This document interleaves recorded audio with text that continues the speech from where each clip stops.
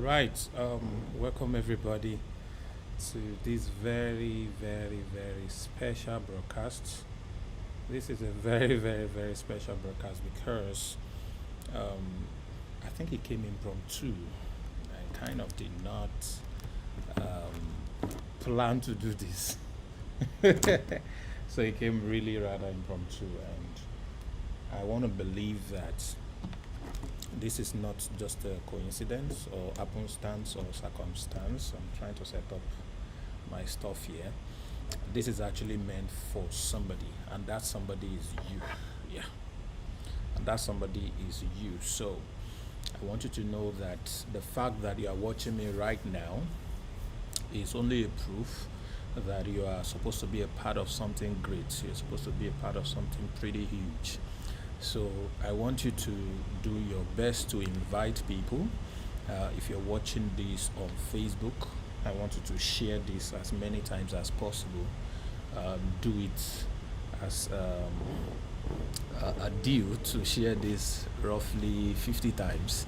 That's for those of you watching on Facebook. I'm the only one on Zoom, so I wouldn't say anyone should share the Zoom. I didn't share the Zoom link to anybody, but maybe I'm going to drop that Zoom link in a good pretty soon so that if you people can join me at some point, so I can probably get their feedback and get to talk to them. But we are majorly live on YouTube, and for those who probably will be privileged to watch the replay of this, all right, so good luck to you. But we are live. So this is a very scary broadcast, and that is why you see that my background is grayscale, is white and black, and even me, I'm looking a bit pale. My color is not out. It's actually deliberate. Okay, so where are the people that are supposed to be here? I don't know. Where are they? Please invite them. We have quite a very low turnout right now, and I know that people are still going to join. So when I announced what I wanted to teach today, somebody said to me that, some people should pay for this, sir. Why are you making this free? I say it's only free for now, maybe for this particular first one, and eventually it's going to be it's going to be a paid stuff. All right, so please do your people a favor, everybody that knows you, kindly share this on your status, share it on groups, share it everywhere so that they can come and be a part of this. We're going to be discussing the secrets of wealth. There are many things that a lot of us have believed over the years, and these beliefs we have are the foundation of our life experience as it comes to the journey of money. Life is not fair. Life is not equal. And you are naive at best. This is a compliment now. You are naive if you believe every other person is like you.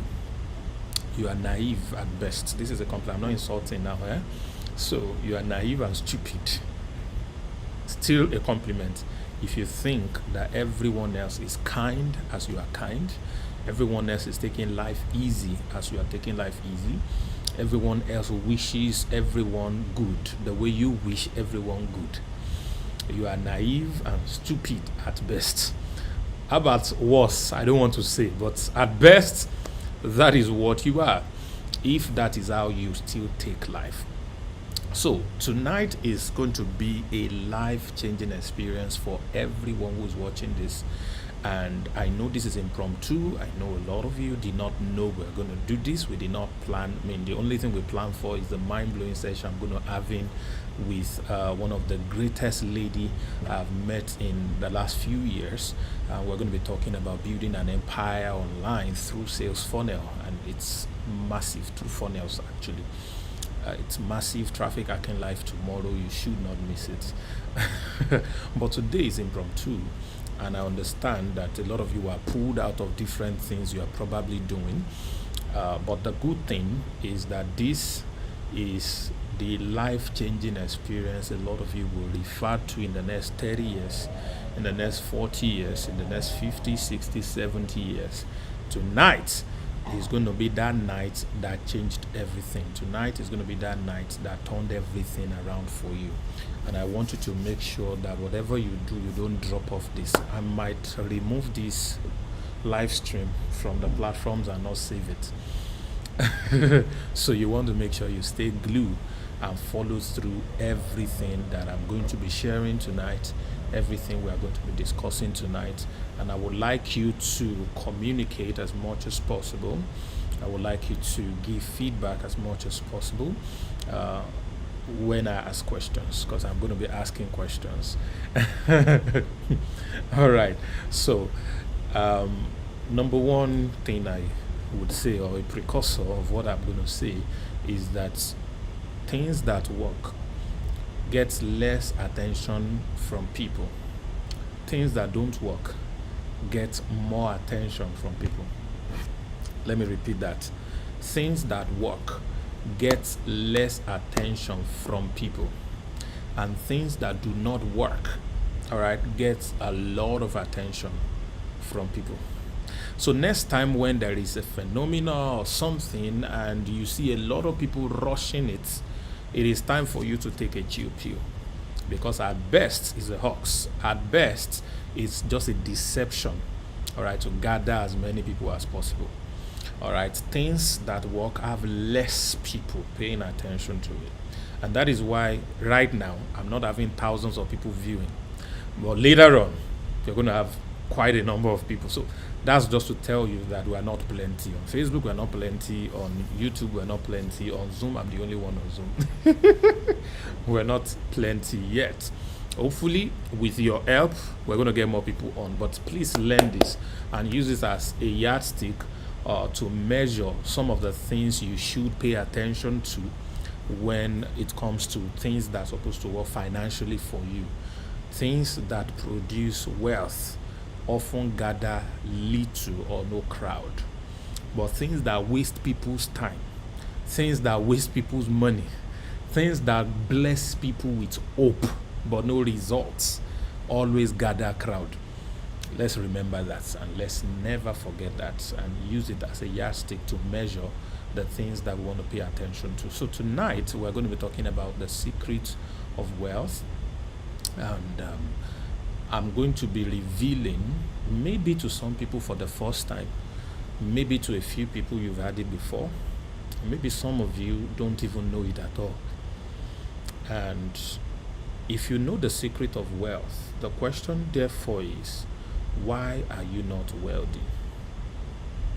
If you know the secret of wealth, the question is, why are you not wealthy? For the people who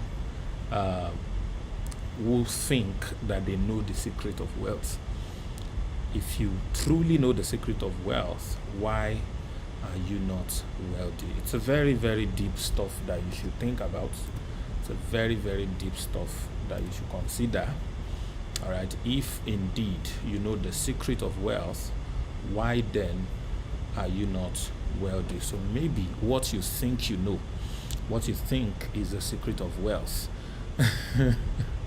it's necessarily not the secret of wealth. I'm going to start out by using myself as an example.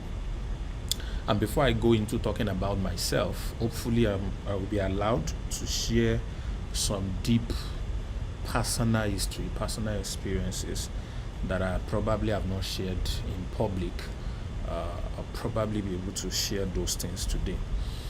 All right. But this thing I'm about to share with us today, all right, the secret you're about to find out today is what every billionaire, every massive millionaires in US dollars, I'm not talking in local currencies, because there are so many people who call themselves billionaires in my country, Nigeria, for example, and they are poor people. They actually just call themselves billionaires. You are not a billionaire until the currency behind your billion is in US dollars or pounds. So you're not even really a millionaire in dollars. You're just a few millions of dollars attached to your hand. I mean, what some people collect for a movie role, It's all you have ever amassed, and you know let people hear what. So it is very important that we understand context when we're talking about that. So all billionaires that you know or that I know, famous people, celebrities, all of these great and mighty people of the world, of this earth, all right, that you and I know, all right, they are all practicing what I'm about to reveal to you. They are all practicing what I'm about to reveal to you. Big pastors, mighty prophets, very, very huge rulers, president, dictators, all of them. I'm talking top-notch secret societies. You know the Illuminati. I'm not sure if I'm permitted to mention names here, but I just want to give you an idea. All of these people, this really is what is at the base of the things that they do. This is what at the base of their practice. This is what's at the base of the things that they are able to project.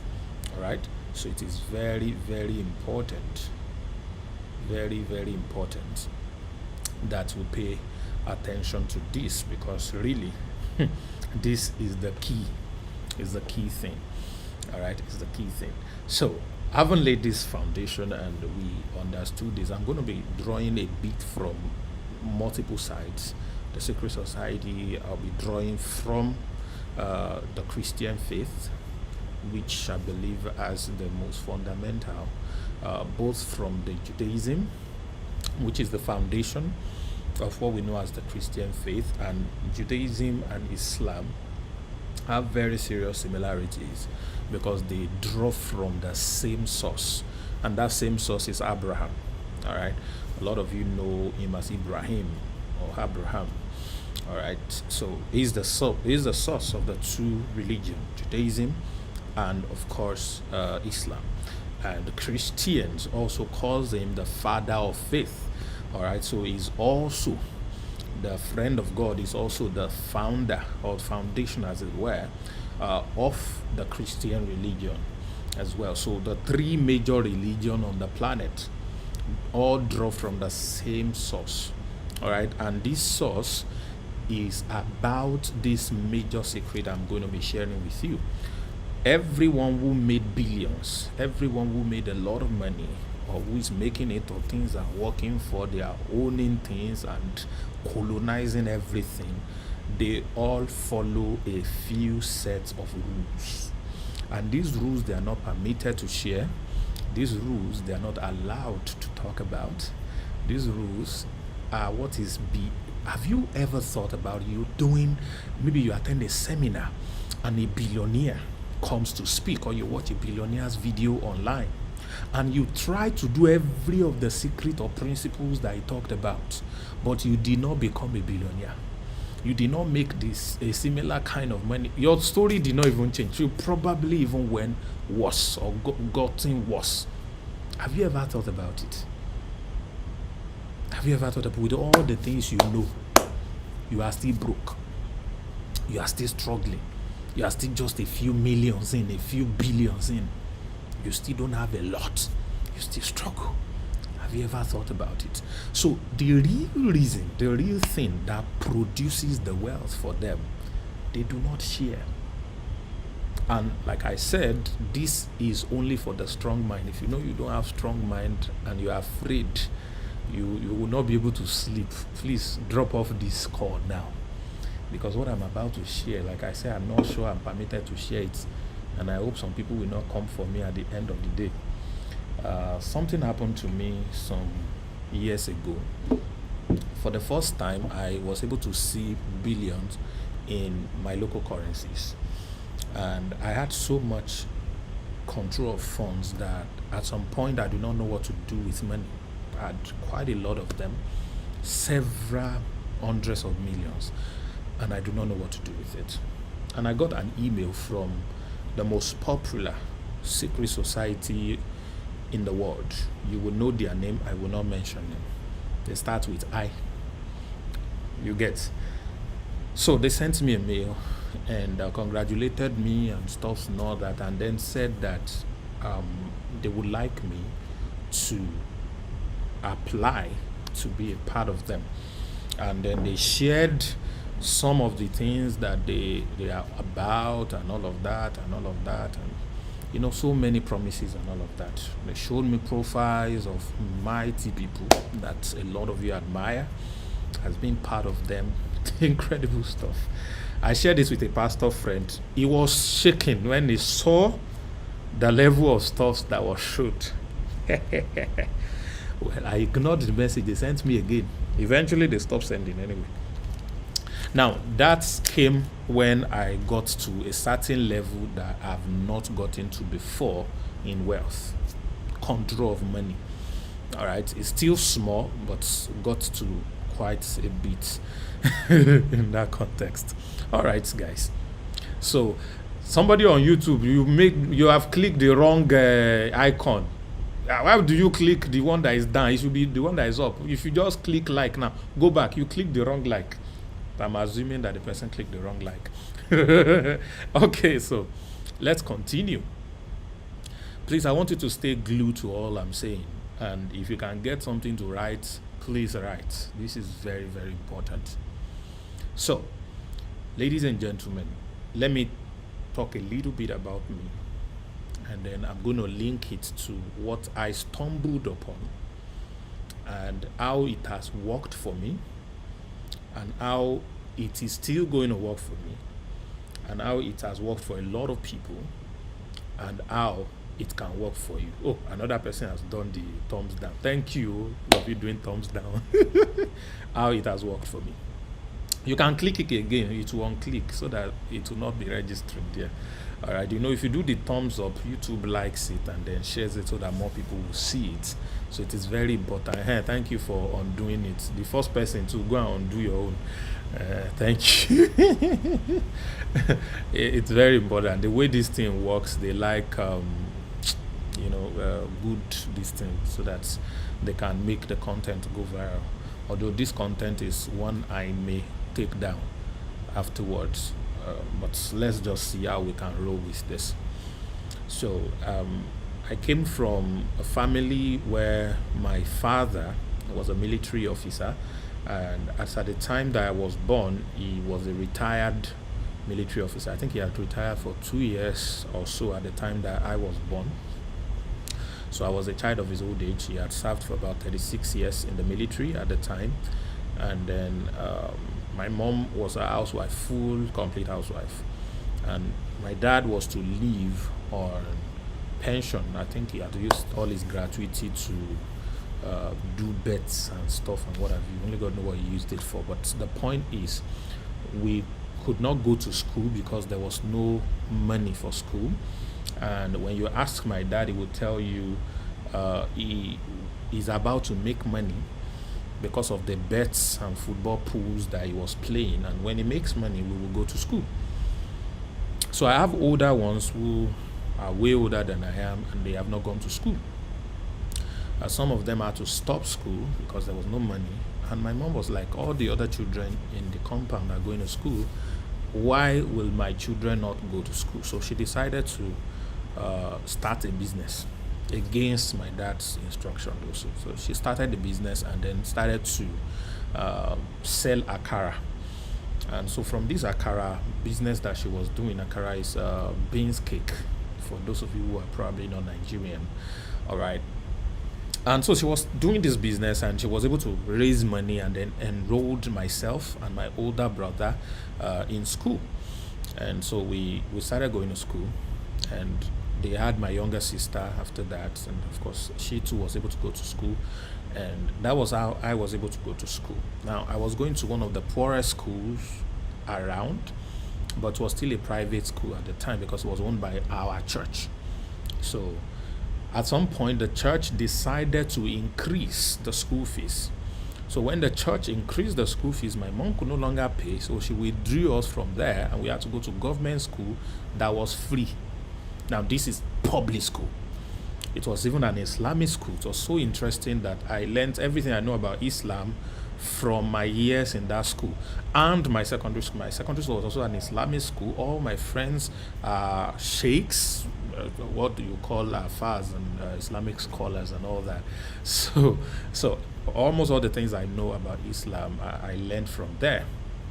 And I've also led prayers at the mosques before. I could recite the Quran. I know quite a bit of things about Islam during those my early years, and that was how life began. But though I was attending the poorest school, I was still the most brilliant among my peers. There is a politician man who was probably the richest man on the streets at that time. Whenever he's around, he gathers all the children and starts to do spelling bee for us. So it asks us to spell different things. And I was like the only one who could spell almost every word he throws at me. So he liked me because of that. And this man was also a very spiritual man. He attends a white garment church. And most times he does all kinds of not explainable things. My point is, most of the people who are spooky, most of the people who have one secret or another, that are a certain set of rules that they follow, there are things that they do that make wealth come easily to them. So tonight I'm going to be teaching one that I have found out is the deepest one and that has worked for me, and how you can use it to work for you. After tonight's lecture, some of you will start to see some amount of money that you have never dreamt could come to you before today. Some of you will go back to how you were, you will not make anything. Some of you will make way much more. Some of you will probably be worse. So please, if your heart is not strong, go back now. If your heart is not strong, go back now. I'm going to give you one last chance. I'll take my interlude, and please run away from this live broadcast if your heart is not strong.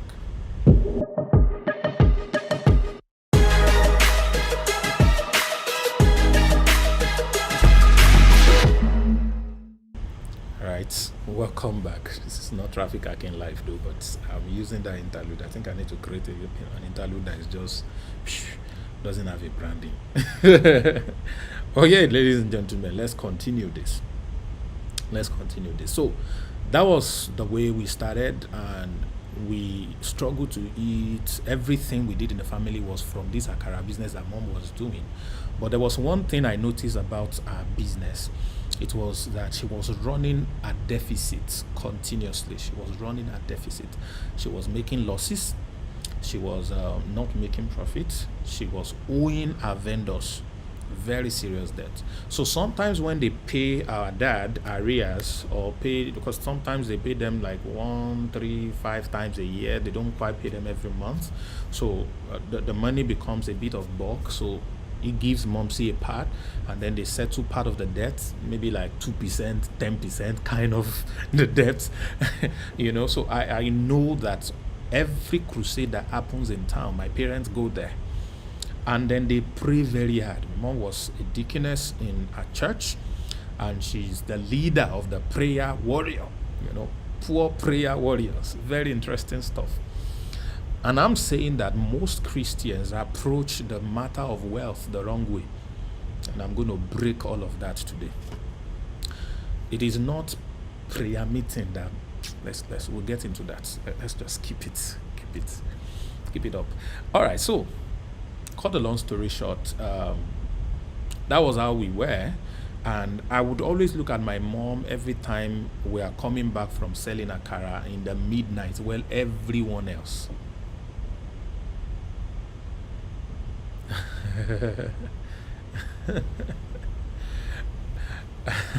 This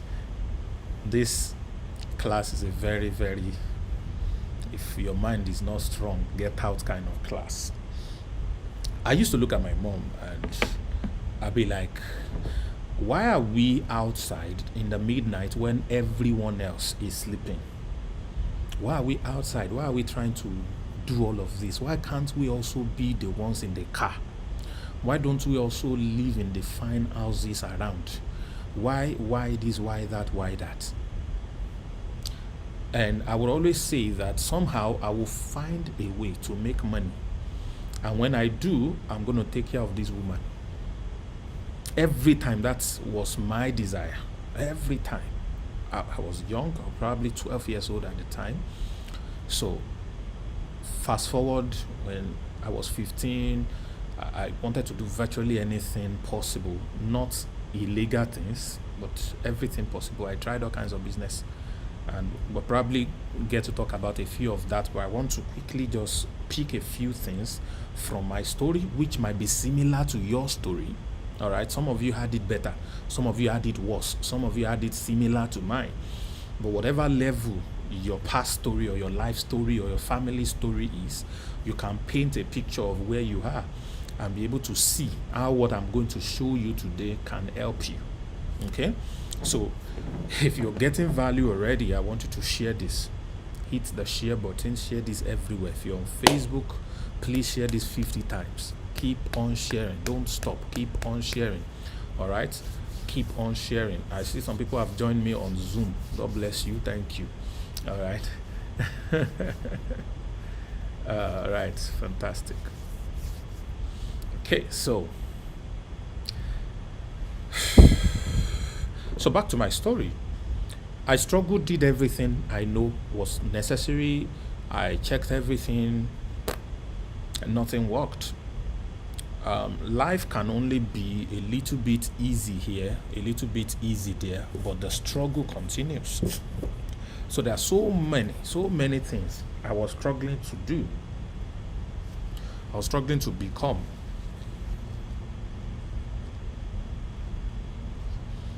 All right? So many things that I was struggling to do and become that was not working. Was not just going to work. Yusuf is saying they are not what people think they are, of course. Okay, one thing that I need us to understand as a foundation is that life is an adventure of secrets. Life is an adventure of secrets. There are layers of secrets. There are layers and layers of secrets. So let's just keep that in mind as we continue. So I found out that in my adult life, I tried everything I know. I tried network marketing. I tried e-commerce. I tried consulting. I tried public speaking. I tried selling, hawking with my head. I tried all kinds of business. I tried video club. I tried I tried printing, photocopy, game shop. I tried agriculture, farming. I tried real estate. I tried, which other one did I try? I tried selling drugs, not medicine. I mean, not hard drugs, but medications and stuff. I tried virtually everything I know I could do. All right, but in all of this, it was just a bunch of struggle. Things did not work out. Money did not come, and all that. I tried training corpers. I worked with a company. I started my own at some point. Everything was just back and forth like a circle. Nothing really worked out. Nothing really became what life was supposed to be. All right. And a couple of years ago, my life changed completely because for the first time for me, I was able to see millions in my account. I was able to see myself having the things that I only dreamt about. All right, something that I've only dreamt about, that I've not I didn't believe could happen to me, at that point. What happened between the point, because this particular year I'm talking about, at the beginning of the year I was homeless, which means I couldn't pay rent and I was already thrown out. They locked my things out. They locked me out, locked my things in. Then later on, they locked. The caretaker allowed me stay in the house for about 2 weeks, and then afterwards, just sent me out. So the landlady came one evening and then threw my pot of soup. I told that story before. My pot of soup was what pained me the most. That they just threw away, So it was really, really a big deal at that particular point. So that was the experience that I had you know, uh, at that time, at the beginning of that year. And my life moved from there, grow and grow and grow to a level where within 6 months, I had gathered over 27 million naira, I think, at that time in my account. Somebody who was homeless in January, by September of the same year, had almost 30 million in his accounts together. Not that I did statement of accounts. No, I mean account balance was 27 million plus account balance. I remember at the beginning of the year, somebody transferred 212,000 naira to my account, and Guarantee Trust Bank was the bank. They locked the account. They said irregular transfer, that this account has not received this type of money before, hence maybe I had just defrauded the person. So he said irregular transfer. So he could not go. So they asked me to call the person who did the transfer to confirm to the bank that his two eyes were opened at the time that he was going to make that transfer. It was a very, very funny, very, very funny. Was a very okay. Well, somebody say if you not use the word, it's not drugs, though, it's a medicine. It's medicine. A supplement.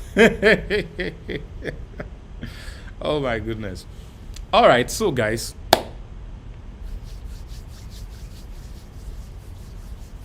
so that was the kind of transformation that I saw within a year.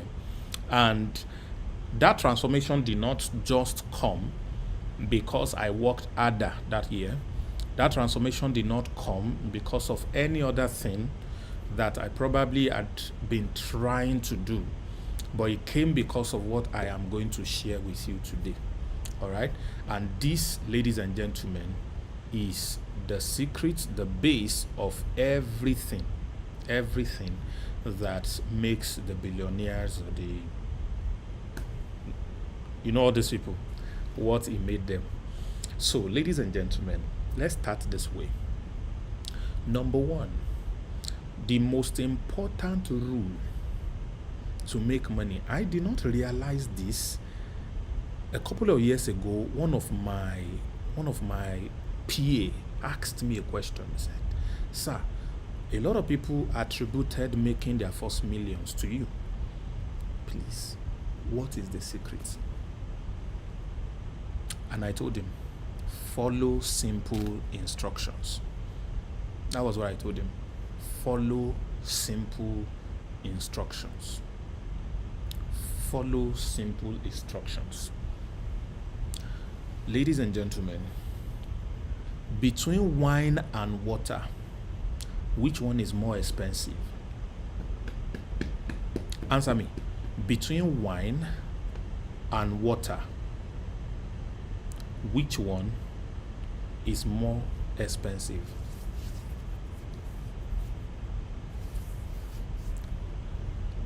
If Mr. A is selling wine and Mr. B is selling water, which of the two will most likely be richer?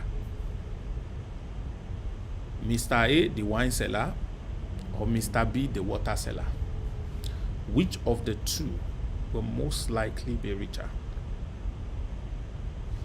Give me an answer. Wine. Yeah? Wine. Fantastic. So it means that water represents efforts. Wine represents results. Water represents effort. Wine represents results. Water, effort, hard work is common everywhere. Everybody have access to water, because even your body is made 75 or 80% of water. The earth itself is made 80% or so of water. Water is everywhere. So it's a ubiquitous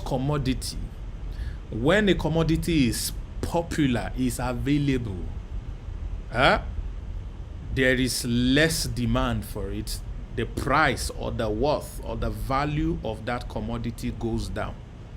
Economics 101. The higher the supply, the lower the price.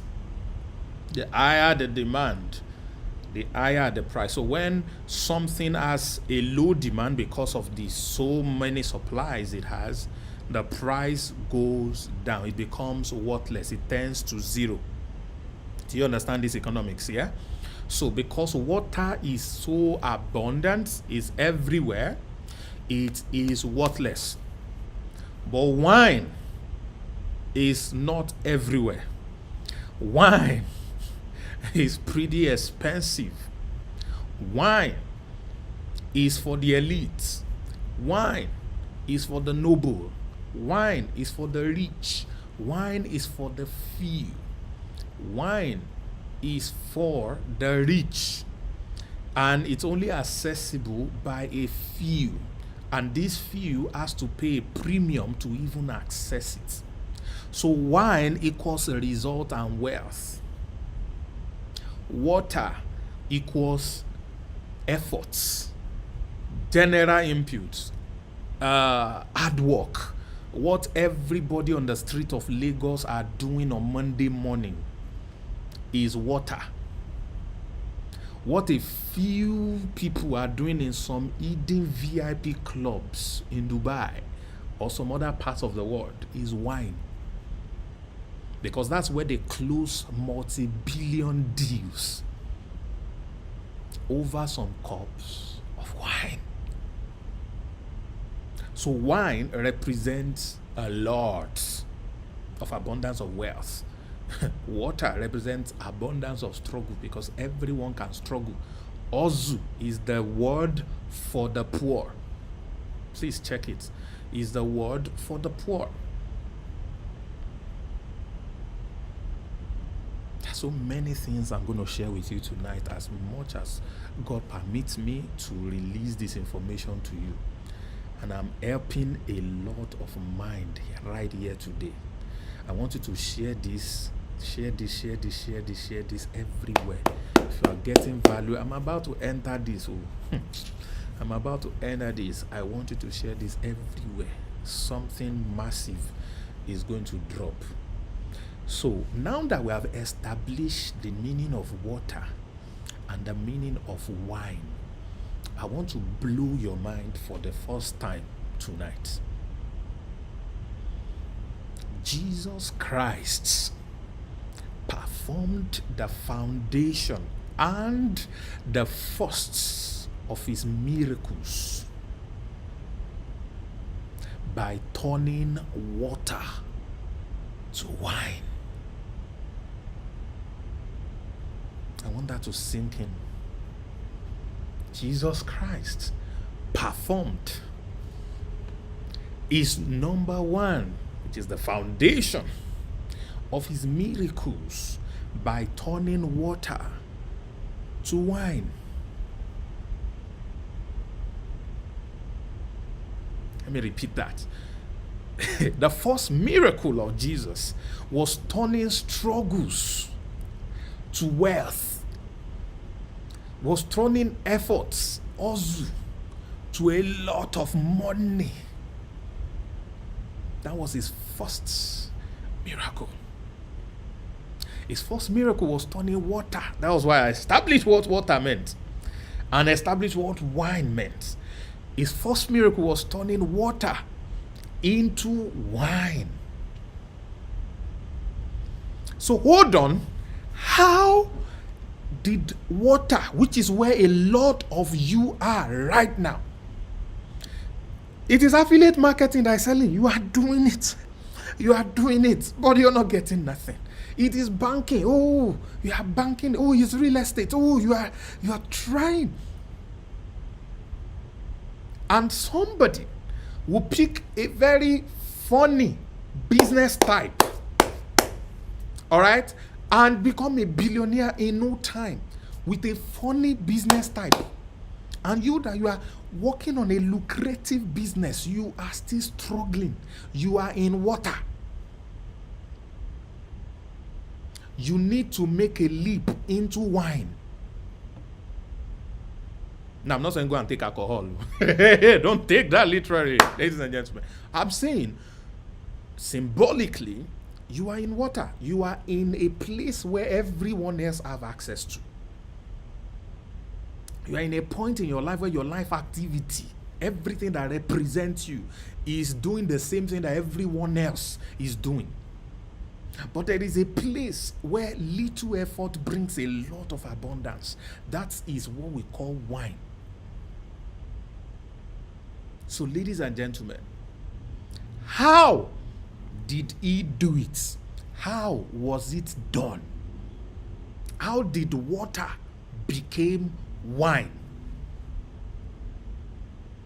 How did water become wine?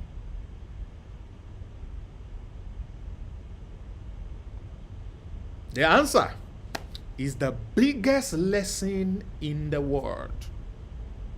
The biggest lesson in the world. Let me tell you the story for those who don't know the story. There was a wedding, Jesus was invited, people were drinking and marrying, and all of a sudden the wine finished. And they went to meet the mother of Jesus, said, wine has finished. I mean, it's just stupid of them. I mean, is mother of Jesus the owner of the feast? Is she the event planner? Is she the mother of the bride or mother of the groom? Why did they go and meet her? That's a teaching for another day. But then they went to meet her, and then he went to meet his son, Jesus Christ, and said, "Pikin, Afana," said, "Then say wine don't finish." So, Madam, leave me. My time never reached. So, the woman left. That was where the stuff finished too, and then went to the followers of Jesus, Peter and co, and said to them, "This is the secret. Whatever he tells you to do, don't question. Do it. Whatever he tells you to do. Whatever. Keyword. Whatever. Keyword. Do it." One of the biggest brand in existence, probably the number one brand right now, is a carrier of that message. You wonder why that brand is very powerful. Just do it. I said the first principle of building wealth is follow simple instruction. She said, whatever he tells you to do, just do it. Ladies and gentlemen, the number one secret of all secret society who have money is obedience to the letter. To the letter. The government organization that has that similar power is the military. Maybe not Nigeria and Misha, but the military. And the military operates on one principle: obey the last command. Just obey it. Just obey it. One of my sweetest songs then says, "Trust and obey. There is no other way." Trust and obey. So whatever they say. Do you know the number one problem a lot of you have is you are too smart. You know too much. You question everything. You doubt everything. You question everything. Why is this like this? Why is that like that? Don't fucking question anything. Just do it. Just do it. So if you have studied secret society or anything, you will notice that anything they tell you to do, anything, whatever it is, just do it. Whatever it is that they tell you to do, just do it. Some of you are in a hurry. You want me to just say, and the thing is this. Oh yeah, everybody, thank you. That's also part of it. That's also part of it. Obedience is the number one. So, if anybody is in any secret society or anybody is in one secret thing or they are making money, any billionaire, they obey simple instructions. And these simple instructions are the hidden things that produces the very insane wealth results that they get. So the woman told them, whatever he tells you to do, do it. And what did he tell them to do? So go and gather water. Go and gather water. Pour it and draw out and take to the chairman of the feast, the event manager, and have him to test the water. And then when the chairman said, where did you put this good wine? This wine is better than all the wine you have been supplying. Where did you keep this wine? Gather a lot of water, the effort of the masses, gather it and put it in the container and draw out wealth.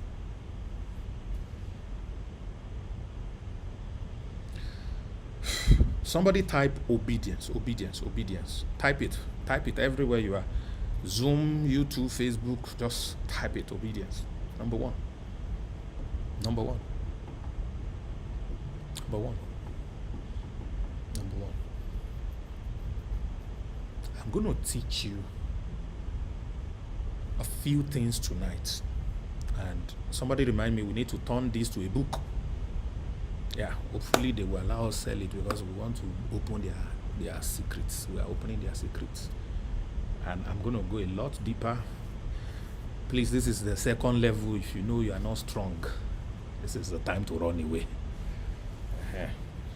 I'm going to code a lot of things, but I'm going to be sharing with you mind-blowing secrets. Mind-blowing secrets. God have mercy. God have mercy. Oh yeah.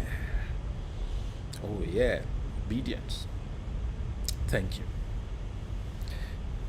If you are privileged to watch this replay, this is the time to stop now and hit the share button, copy the link and post it on your status and beg everybody to click it and come and watch. If you're watching live, do the same thing right now. If you're watching live, do the same thing right now. I'll give you about 20 seconds to quickly do that, and I'm going to be back.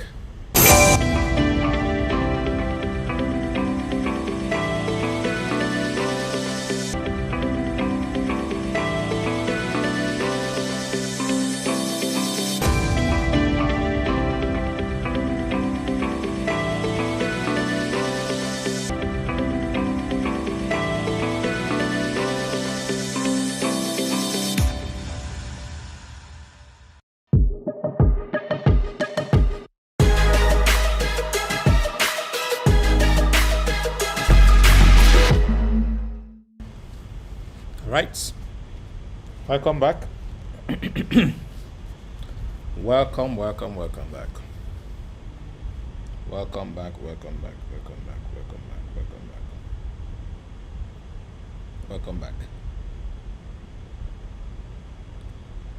Welcome back. All right, so we've established the first thing. So every secret society, make sure that their members do not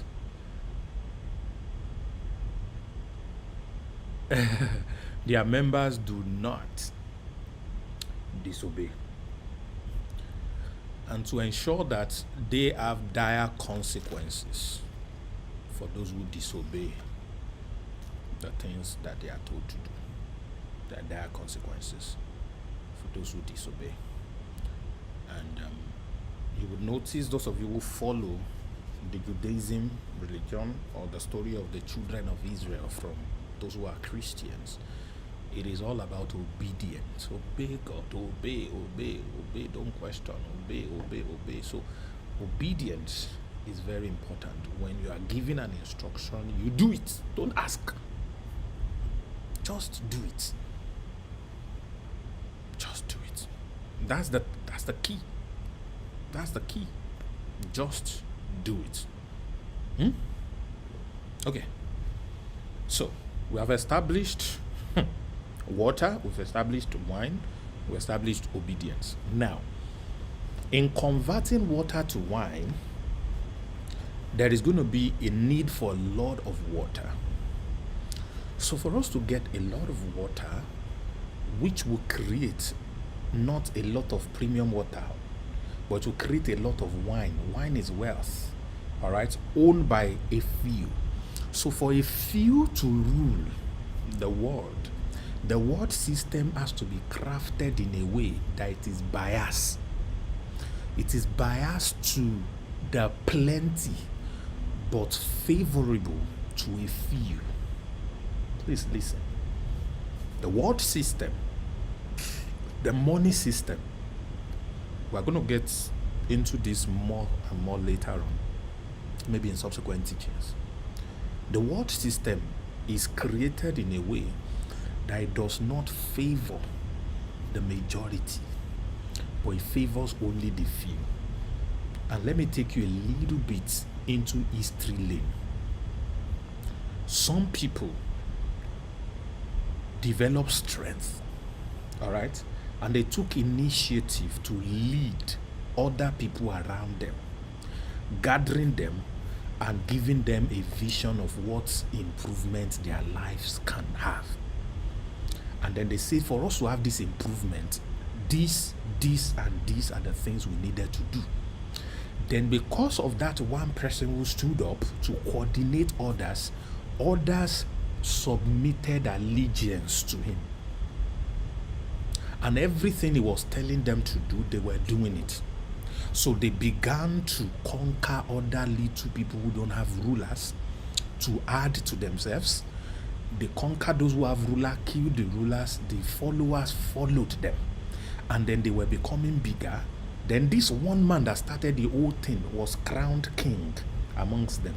Now he picked a few favorites who are smart just like him. They became his advisors.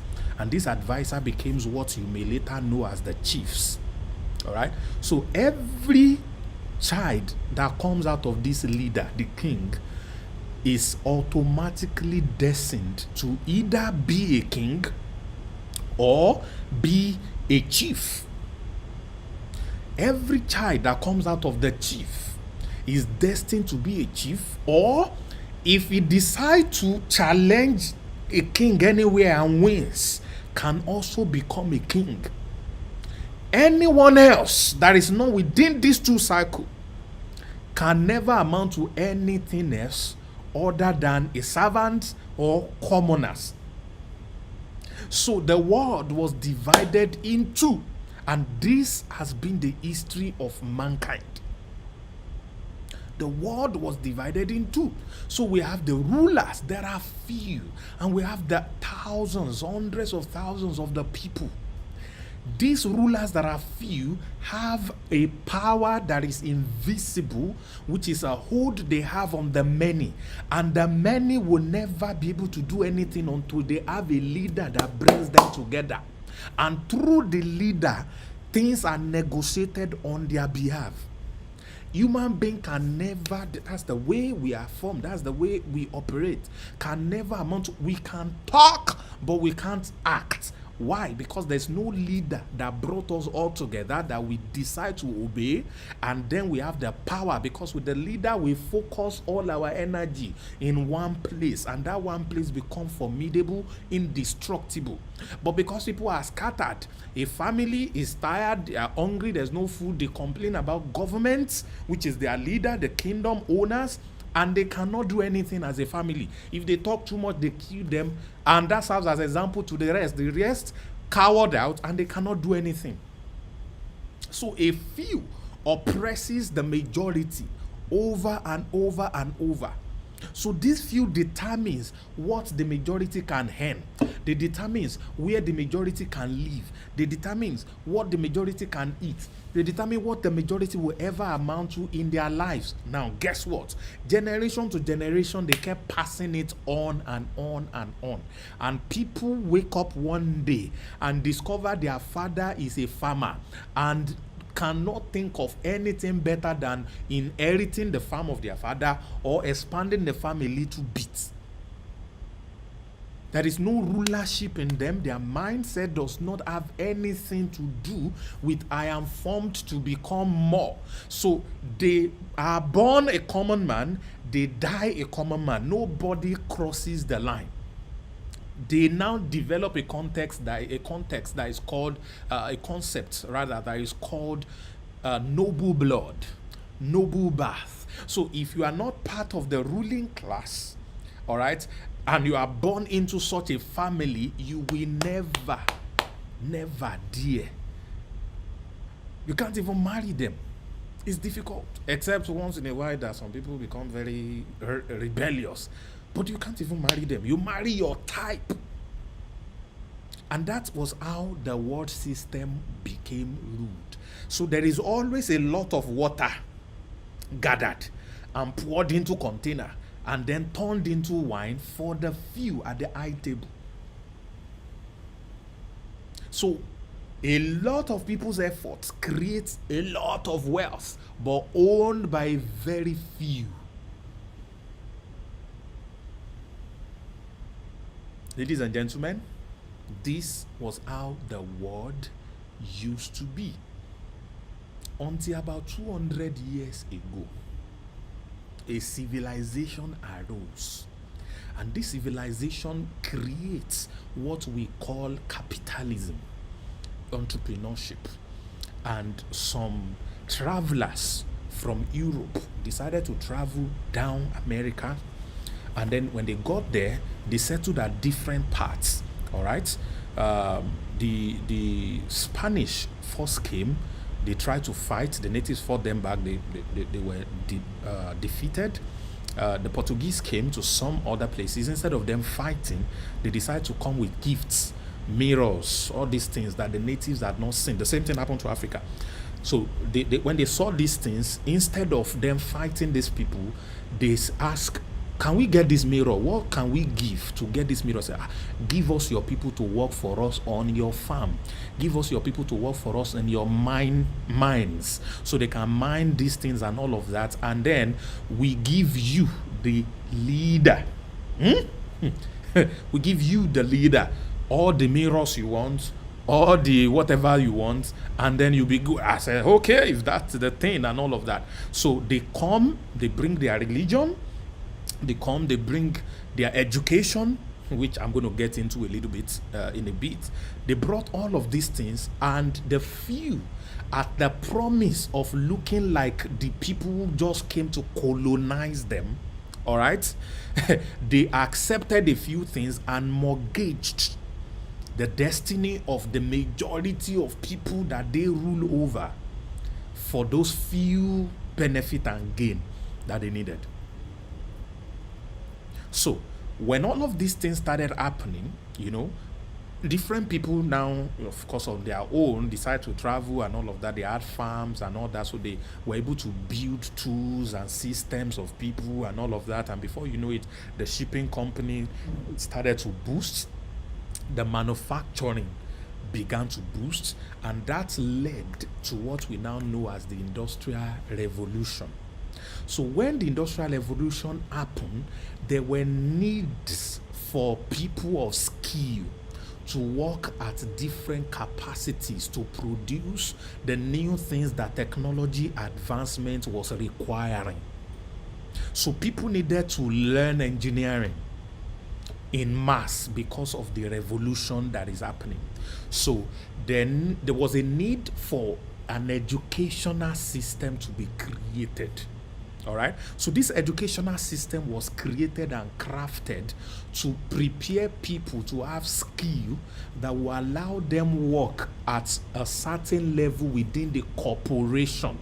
So the power of the corporations were people coming together, all right, to put energy, to put resources and capital together to start a particular factory, a particular production system.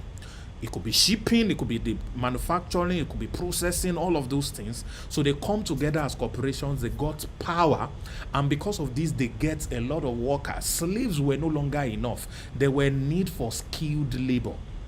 So they have different levels of labor. So the unskilled labor, which are the slaves, the one that are less and below, had an opportunity to better, they call it, their own lives by going to school to learn, one, the language of the people who colonized them, two, to learn the skill and the ability for them to create things that technology was bringing at the time. So they are titles like doctors, they are titles like lawyers, they are titles like engineers. They have all of this professional system were now being born, and many people who are from the common were now coming into they are crossing the line little by little, but not to become noble. They were crossing the line into creating a new class of people called, who can guess, the middle class. So we have the upper class in a bid to keep the poor hopeful and working to make them richer.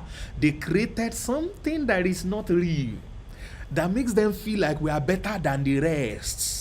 And that's the problem of a country like Nigeria, because some people have power to buy generator, they have power to put fuel in it. They don't care that there is no electricity in that country after 57 years or 60 something years of independence. They don't care. They don't care, because some people have generator manufacturing companies that are manufacturing generators, and they are selling and making a lot of money from it. They don't care if the country has light or not. So that is the intention of these people.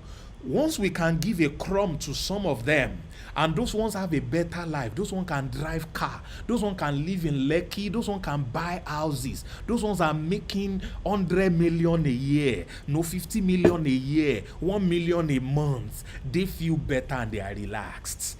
They do not come to attack us. They do not come to take power away from us, and we keep on gathering their water into the barn and drawing wine out. As a matter of fact, they appoint some of you as the wine drawer, because you are the one drawing wine. You feel like you are the owner of wine, because you are saying some wine to drink too. So you think your life is better. So all of you woke up. Now, this happened after World War One. It became the thing. The middle class exploded. Automobile has just been launched and all of these things. There was car, there's experiment on airplane already. Technology was about to take a new turn. So the middle class and the educational system became the hope of the poor. A son or a child of a rich man, a noble blood, goes to school. He doesn't know book, but he's at the top of the class, because they attend some kinds of school that are created for people like them. They pass. Even the one that does not pass graduates. And when he graduates, he goes into the family's business and start to manage the billions and the billions. So after First World War, because after every World War, the world changes. The World War brings some permanent change on the earth. And this permanent change that the World War brought, was the Industrial Revolution, which gives opportunity for a common man to move to become a noble, or to become middle class, as it were. So the funny middle class system was created. So the professionals feels like, they have come. And so they are making money. One of these days, I'm going to do something crazy. There's a website where we're going to assume that we are Jeff Bezos, for example, and then we'll try to spend all Jeff Bezos' money. You'll be shocked what we can buy. You'll be shocked what one man is worth. You'll be shocked. Ladies and gentlemen, you will be shocked. The kind of things we will buy with the money of one man. So there is inequality in the system. Now, what is it that I'm saying? There are people behind what you call education. From the moment you are born, your parents are being controlled already. And they pass on that instruction to you and they shape your life to become nothing else than a servant to the few who runs the system. The highest you can ever be is still a servant to the people who runs the system. I cry when people buys a car and they feel like they have arrived, they have done something that is incredible, something that is the world has never seen before. They are so happy. It's good though to be happy to buy a car. I was happy when I bought my own first car, but maybe I wasn't freaked really. It's okay, but this is how I think. It is someone's son who owns the company that produced this car. Why should I rejoice that I bought one out of the 10 million that they produced? What stops me from also owning part of the company that produces this car? Don't say I've bought Samsung. I've arrived. I'm using the latest Samsung. Are you okay? What stops you from being a part of the owners of the company that produces the Samsung phone? You see how we all think? You see how you think? You see how everything around you configured you to accept a little that these people drop, and you are thanking God for it. You are doing testimonial for it. You are oppressing other people with it. Crumbs.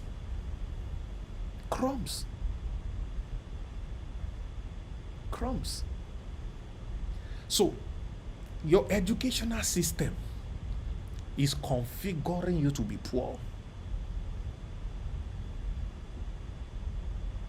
The social system is configuring you to be poor. Everything. So there are few people, and these are the people's secret I'm about to reveal to you. I've revealed one, I'm about to reveal the second one. Their secret is that they control all of this, and they would rather die than release it to you or me. Because the secret leaks, they spend a lot of money. I'm going to share a statistics with you. I wish I could show it, but I'm just going to mention it. That will blow your mind. They spend a lot of money to control the narrative, to water down the power in their secrets. Should you even hear it? Let me say this to you. What I'm about to say to you, some of you have heard this since you were young. But some power that be, these few people, so much are spent to water it down, such that you will never appreciate the power in it. You will never appreciate the power in it. Hence, you will never do it. Some of you see what I just passed, Abby. The company who owned this, research has showed me, I'm even obeying that nonsense right now because I still take it once in a while. They know that the drink they sell is harmful to you. It's killing a lot of people, especially in America. You know, a very significant percentage of the people who have cancer or diabetes and all of this stuff are tied to the type of things they eat, they consume. Remember, these people need to keep making money, and that is why even the people in the health sector will not cure you but manage your ailments. The people in the food sector will produce the food that will give you health problems so that the health sector can make money. All right, and the media will make you believe that the bad food is the good food by showing you in advertisements, in movies, and everything to shape your mind to accept the bad food as the good food, so that when you eat the bad food and you have sickness, you have no other reason than all the water effort you are putting in, that you are gathering. You keep gathering it for the pharmaceuticals to get drugs to keep on managing your health issues. Please, who owns the health businesses? Who owns the food businesses? Who owns the media businesses? Who owns all of these things? The same thing for the black American. A lot of them go to jail. Why? Because the people who run and own the prison are also the same people who run the media, who shows and promote music that make drugs and all of these things and attractive things to a young black American. They grow up to move into all of those things. They made it difficult for them to access some type of education, some type of association, and they created a narrative that breeds and breeds them for prison. So there is a chain reaction. Someone owns the food. They make bad food that will hurt your health and mine. They use media, they own it to advertise and talk about the food that they have created. We eat it over the years, we develop different things in our body, and they dump a lot of stuff to us. This one that they locked down us, I don't want to mention the name, you know, this one, this one that all of us had to be like this for, this thing. It's not a natural stuff. It was created by human who are at the base of this. You see the impact of what happened, how wealth shifted to a particular country, how all of these things happened because of some few who organizes it. So they have released all kinds of things. So this thing is just crazy. So the people who come to, remember, they don't have any special power.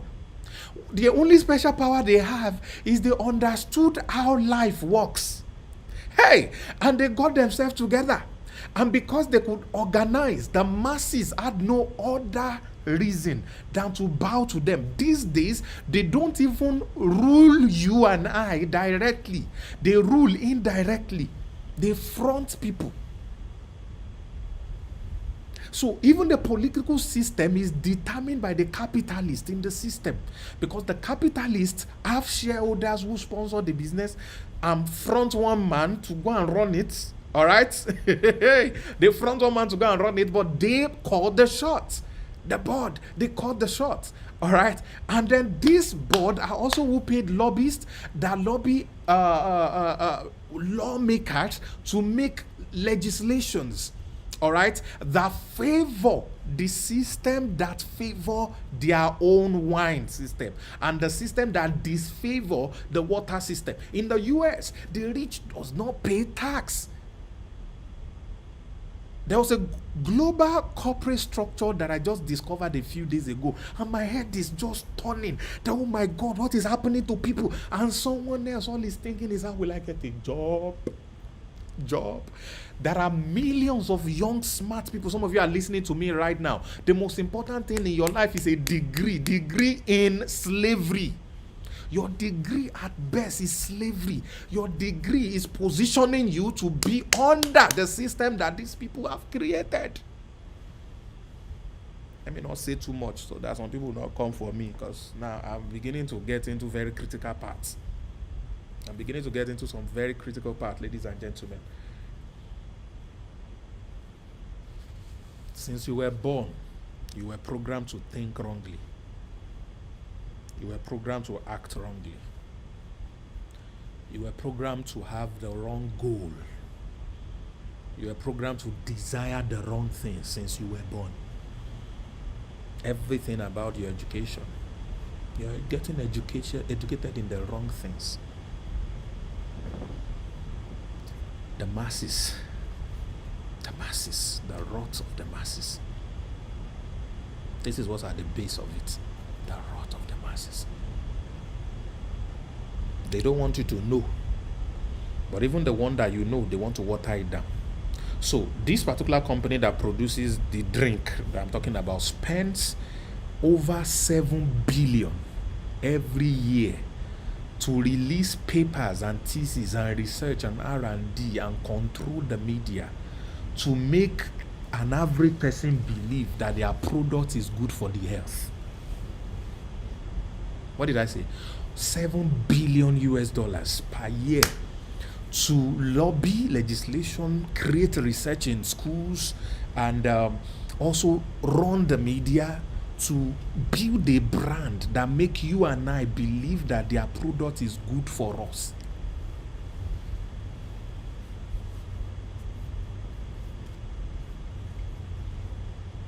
They have the power because they have taken these things for thousands of years. And they pass it down from blood to blood to blood. Once in a while, somebody as crazy as yours truly, somebody as crazy as you listening to me today, will take up the gauntlet and say, no, I want to join the class. I want to join the class. And you will begin to use their rules against them, because I'm going to give you the foundation of everything tonight. And I will teach you how.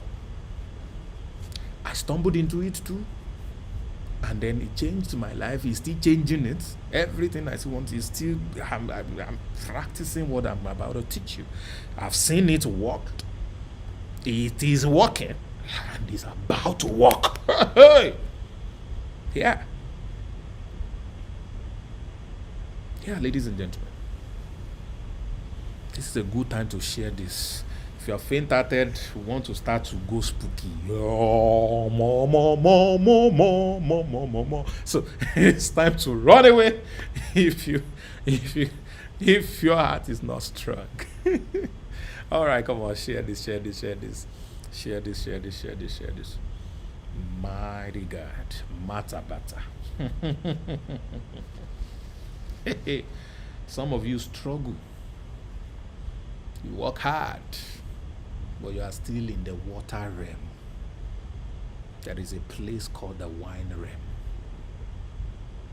There is a place called the wine realm. So, what is the secret of wealth that these people know and practice?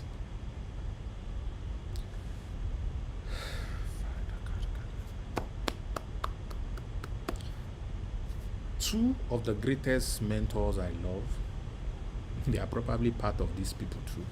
I don't know. Said,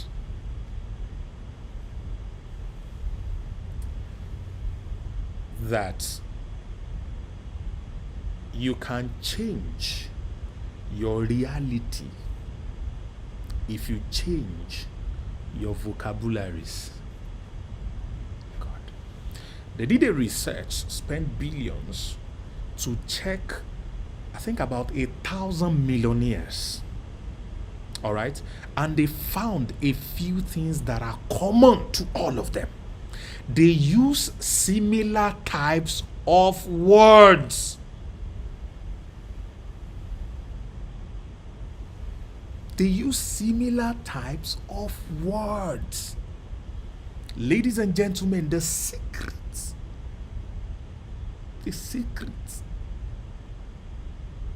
of the word. I want to do something. Let me see. I'm not sure which of my phone has the app, but let me just check this thing.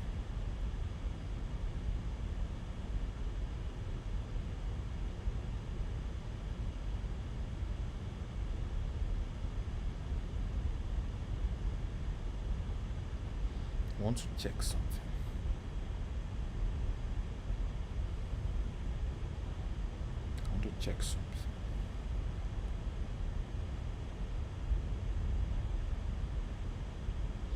All right. I want to read something from the Bible.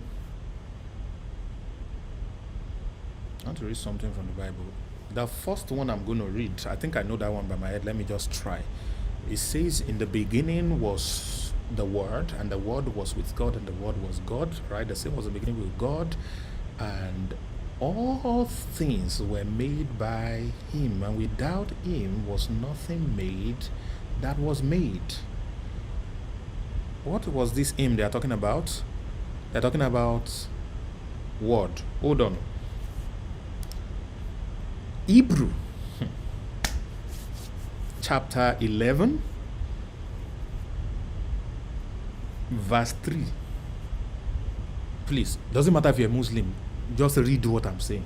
I'm sure there's a version of this in the Quran as well. It says, through faith we understand that the words were framed by the word of God. so that the things which are seen were not made of things which do appear. Now, what does this mean? This has multi layers of meaning, but please listen to me very, very carefully. Even the creator, every Muslim believes there is a creator, every Judaism people, Jew believe there is a creator, every Christian believes there is a creator, maybe Buddhists also believe there is a creator, but I'm not really so much into the Buddhist system. But these are the three religions that I think I know quite a good deal about. The creator could not make the creation happen without his vocabularies. The creator could not make the creation happen without vocabularies. Now, this particular writer says that words, systems, education system, financial system, the banking is the number one crook in the world. One day we're going to have time to talk about it. Banking is legal Ponzi. If you've heard of Ponzi scheme, the number one Ponzi scheme is the banks. CBN, foreign reserves, treasury, whatever, and then the commercial banks. They are all levels of Ponzi scheme, but because they are backed by the government, they are legal. All right? That's why when MMM came and was allowed to run for about 2 years or so, he shook the entire financial system. He shook it. And they had to shut it down because they control the political powers. That's a story for another day. I'm not an advocate of Ponzi, but I'm just letting you know, understand that this word system comes to be through words. Even you and I came through words because there was something said that said, come, let us make man. You said that before, yeah? So, things, reality, the wife you will marry, the children you will have, the place you will do your wedding, the age you would even die, are all created. They are all framed and formed by the things you say.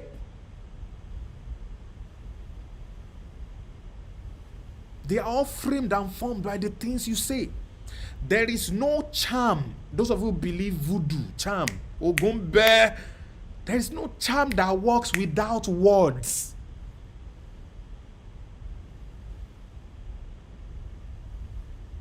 I don't know the English word or the whatever, but we call it unto and all of these things when I was back then in Ilorin.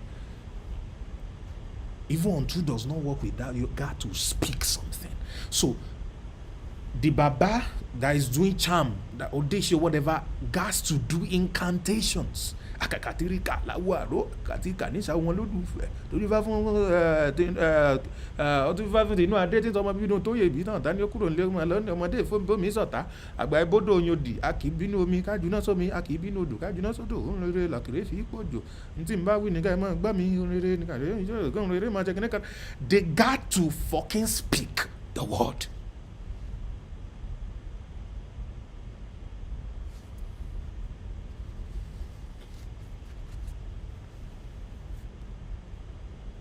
When you wake up, what do you say? I'm broke. There's no money.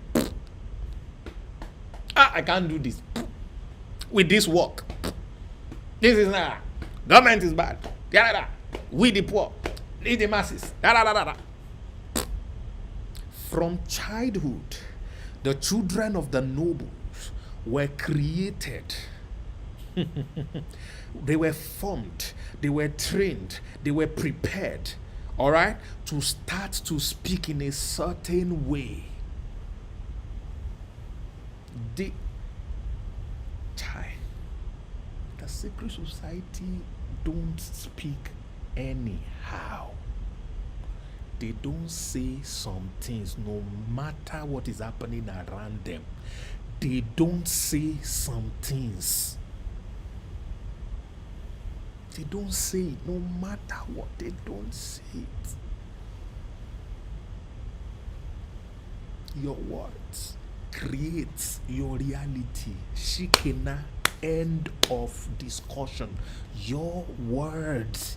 What do you say to yourself? An experiment was performed. Maybe if I can get it, I'll probably show you. An experiment was performed on two plants. Mighty God. On two plants. And one plant, the same plants, all right? There were two, whatever. One plant was placed in a different space, the other one in a different space. Same condition, everything. They water them every day and all of that. But on one plant, they say negative words to it every day. On the other plant, they say positive words to it every day. I'm serious, guys.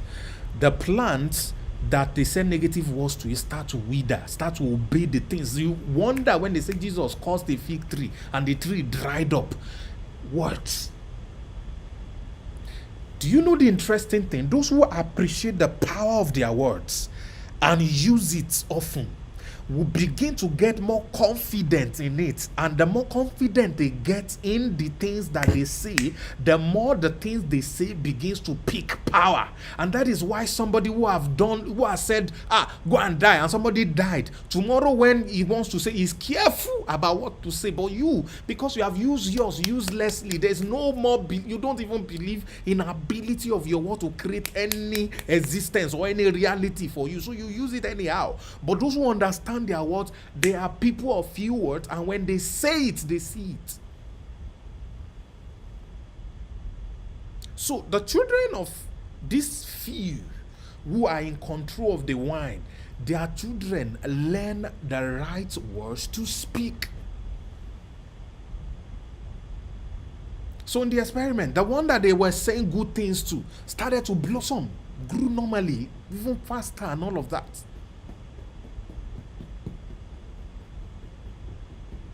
If you are married here and you're already thinking your husband or wife is no longer in shape or is not fine and all of that, start every day by saying the type of wife you want to see in her, the type of husband you want to see in her.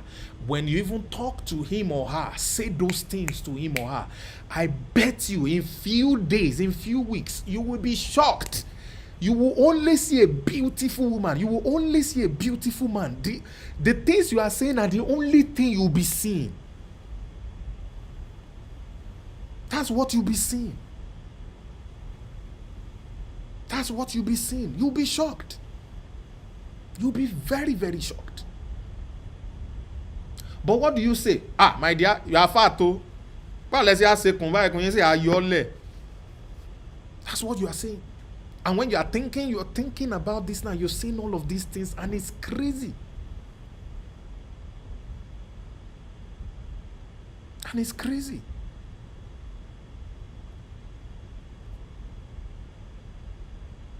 It's crazy. So, the word you speak. I once dated a lady that everybody around me was saying that the lady was not fine. Me, I was saying that she's fine. This was like 10 years ago. She broke up with me later, but it took me 6 years before I could see any other lady as beautiful. It took me 6 years of working on myself. I did this confession for just about 4 months or 5 months, let's say maximum 6 months, but I really was serious with it about 4 months.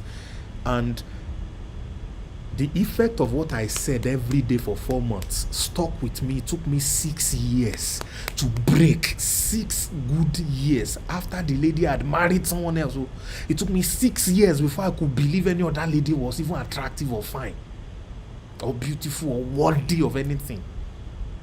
6 years. 6 years. What are you saying about your life? What are you saying about hey? These people control what you see. They control what you say. They control everything about you with the media. From childhood, they have created cartoons that shape the way. The cartoon the children of the super rich watch is different from the cartoon your children watches.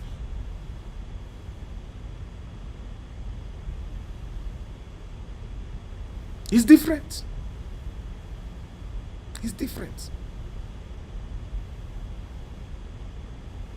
So it's a big deal. Serious big deal. The type of what you speak.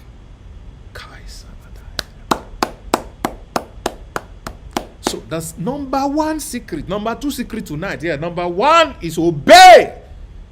Whatever they tell you to do, do it. Number two is the power of your words. So the secret society had written out some words. Now, this word doesn't have to be, because words loses meaning when they change language. Guys, words loses meaning when they change language, when they are translated. And that is why Islam retain Arabic. They retain Arabic so that the meaning of the essence of their religion is not lost, being translated from one part to the another. Most great teachers of Christian faith uses multiple translations. They say, give me that in NIV. Oh, give me that in New something version. Give me that in LB. I used to love Living Bible, LB back then. Give me back in KJV. Oh yeah, read it in the Message. Oh yeah, give me Amplified. Oh, the Greek word for this, it's actually from origin of Latin. Some of you have heard that before. And any preacher that preaches like that, you understood what he's teaching better. Words loses meaning when it changes translation. That is why the secret society, these people, when they want to speak their own confession, they don't often say it in English. They had written it in Latin, which is what their founders thousands of years ago, ancient languages, had put together all the things that they said that created their reality. So they have this book of their incantation, whatever they call it, on the things they must recite, on the things they must say. My God. They say it in their original Latin language or Greek language or whatever. They recite it as that over and over and over. And words are set in motion to start to create things that now create their existence, their own experience, their own reality.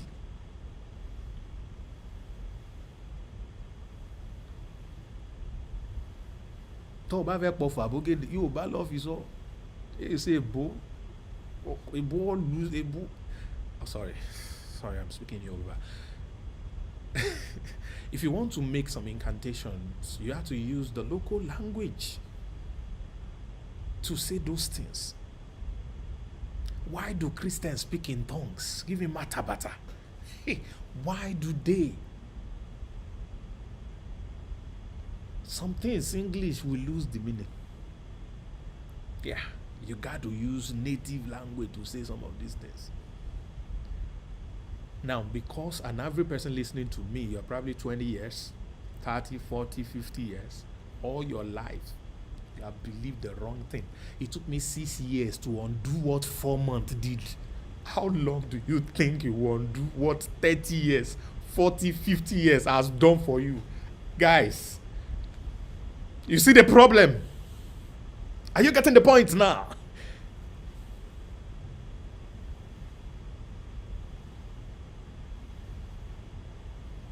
If it took me 6 years to undo all 4 months of making a lady the only beautiful lady in the world, because there's one desire, and I still stand by it. I'm not going to cheat in marriage, no matter what every other guy does.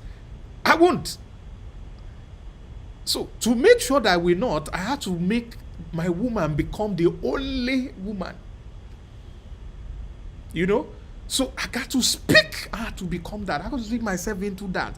Every day consistently. Morning and night. Consistently keep. I wrote it down carefully. Then I put her name there. And I speak it every day. Then it became difficult. Very, very difficult to do anything else. Very, very difficult. So after she made a choice, because that's how life is, people make choices, yeah. So she made a choice to go with someone else, because I was broke. If I had known, I would have done this confession for money. Maybe I would have but I wasn't doing it for money. All right. And she left. It was difficult for me to get with anyone else. I had to break. It took me time to realize what I did, and I started to break it. So there is power in what you say. That is number 2. That is number 2. Number 3, and this is the real deal. All of these 3 work together. You cannot do one without the other. You cannot do one without the other. Number 3 is what you think. Your thoughts. Your thoughts. Your thoughts. Your thoughts. I'm going to blow your mind right now. I will blow your mind right now. Your thoughts. Your thoughts. Your thoughts. How did David kill Goliath? He was stupid enough to think he could do it. And it didn't stop there, because thought has a twin. There's a verse in Isaiah, I can't quote exactly where now, but you can search. It says, "Seek ye out of the book of the law and read. None of these shall fail. None shall want our mates." What does that mean? It said none of the word will lack its twin. None of the words will lack its twin. None of the written scriptures, will lack its twin. So for every word that will not fail has a twin that they must work hand in hand. If you do one and do not do the other, trouble. So the twin of thoughts are words. The twin of thoughts are words. Your thought and what you are saying must be in alignment to create your reality. Thoughts don't just become, you don't think your way to become what's it called? President of your country. No. You just think it, let me just think 1 million into my account. Let me think, they will come and carry you there. What you think aligns with what you say. Your heart then picks it up and believe it. When I say your heart now, not the one that is pumping blood, I'm talking your brain. Now accept it as your reality. And I'm going to teach you, because I'm going to teach you a form of meditation tonight. This, you are supposed to pay me $1,000 for. All of you.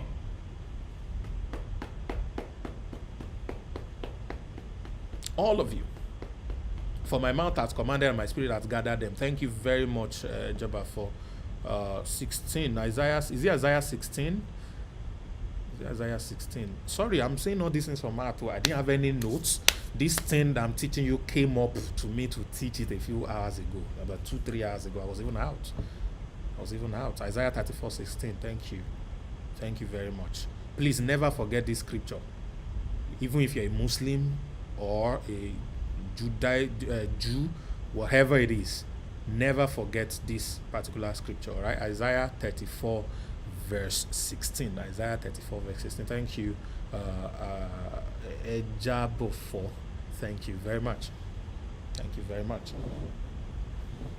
These are the things I crammed, those things. I only don't know when I opened that part last, but crammed it since then. So, your thoughts and your word must go together. Your thoughts and your word must go together. Your thoughts and your word must go together. Your thoughts and your word must go together. Your thoughts and your words must go together. Your thoughts and your word must go together.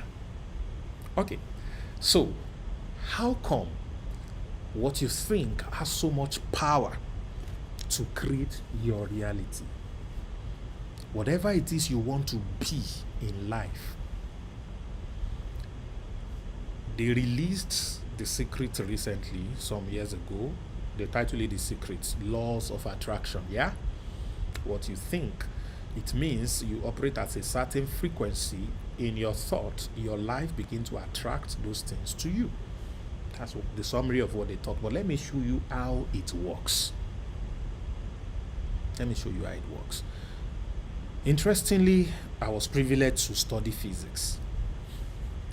And at some point, maybe I didn't know the reason or the meaning, but physics allows me to appreciate our world, the way it functions. And I usually tell people that I study Bible from a scientist point of view. All right? Science helped me understand Bible very much. Science helped me to understand Bible very much. And because of the knowledge of science I have, the little knowledge of science I have, I'm able to know the practical, physical 2021 application of a certain scripture that my pastor may only sermonize. They will just put scriptures together, put everything together, and then people just, but majority are still in the water realm, even after listening to a powerful message, because they do not understand it. They do not understand it. If you don't understand something, it won't work for you. Those who understand it makes it work. Let me blow your mind. Knowledge is not enough. Understanding is what is required. You can know something like these 3 secrets I just released now. There is, I'm sure 95, if not 99% of you have heard it before. But I'm sure 99% of you are still struggling financially.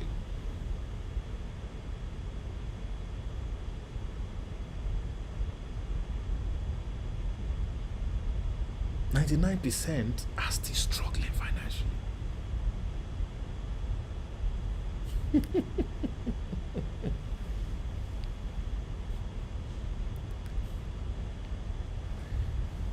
Why? Because you don't understand it. You don't understand it. So you can know something. If you don't understand it, you can't get results. Knowledge gives you information. Understanding gives you results from the things you know.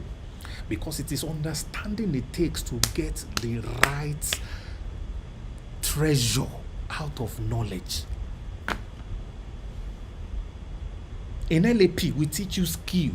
But I found out learning a skill or knowing how to do it does not make you money. If you don't know how to monetize, which is understanding the skill, that is what brings the money.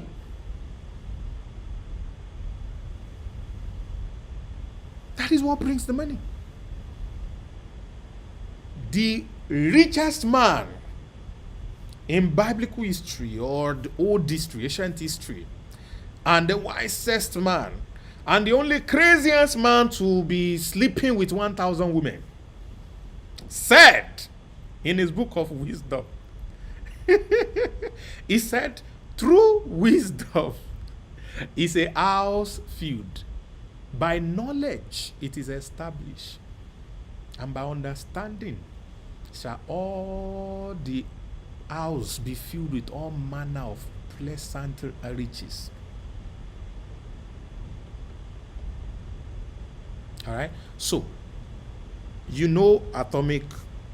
The Einstein equation E equals mc square. You understood it. We learned this stuff, but we do not understand it to produce the atomic bomb. You can make atomic bomb, but E equals mc square. You can even derive the equation. I can't remember.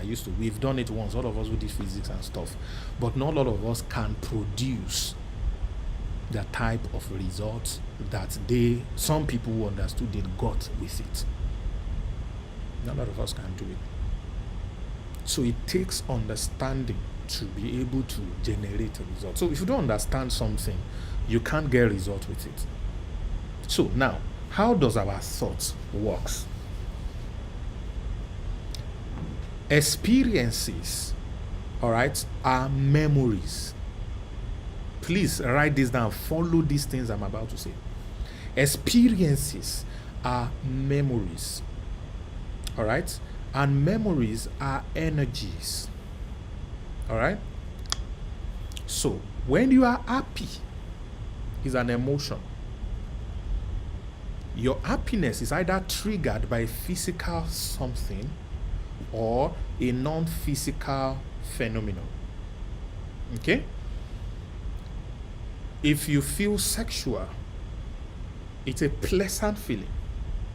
That's also emotion. It's also energy. If you receive alerts, you smile, you feel in a kind of way. I might not know the name of that emotion, but that's also an emotion, and it's a pleasant one. If you feel sad, it's an emotion, it's an unpleasant one, it's energy. If they slap you, bah, a soldier man slap you, bah, you feel pain, you cry. Pain, crying, emotion, energy. Are you following me? If you see a lot of money, you have security, you feel good, emotion, energy.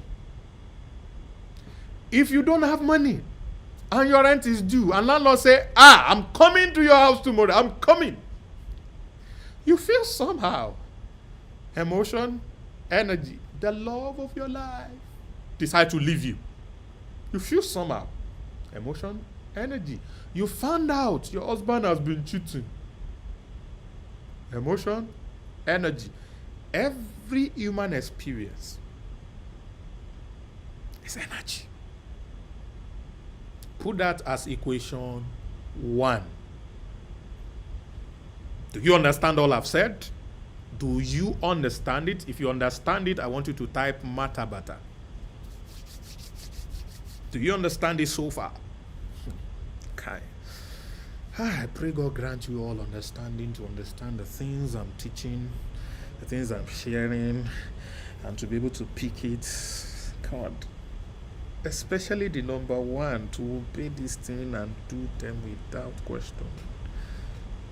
I pray.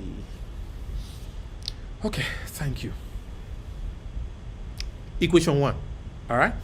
Every human experience is broken down to energy.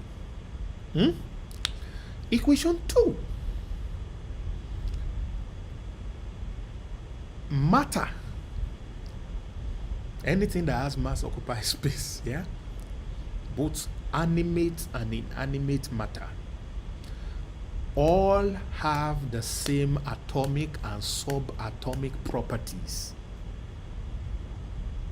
Do you agree? Those of you who are science students, they have both the same atomic and subatomic properties. They both contain proton, neutrons, and electrons. Not so? And excuse me, that's at the atomic level, and they have some subatomic level. I can't really remember the subatomic. I think the nucleus is broken down. The nucleus is broken down into protons and neutrons, and then we have electron shell around the atom. All right. So, and there are some subatomic stuff again in I think it's nuclear physics. I think it's nuclear physics, some subatomic. That's why I love all these Marvel movies. They talk a lot about subatomic levels and all of that. And these things are real. Now, here is the mind-blowing thing. Between, what can I pick?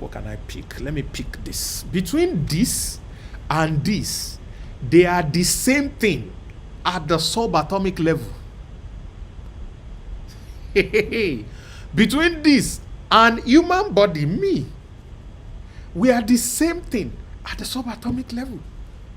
We are both a configuration of energy and information, energy and memories, Energy, quantum physics. Thank you. It's quantum physics. I want to talk quantum mechanics. Thank you very much. Yeah, quantum mechanics.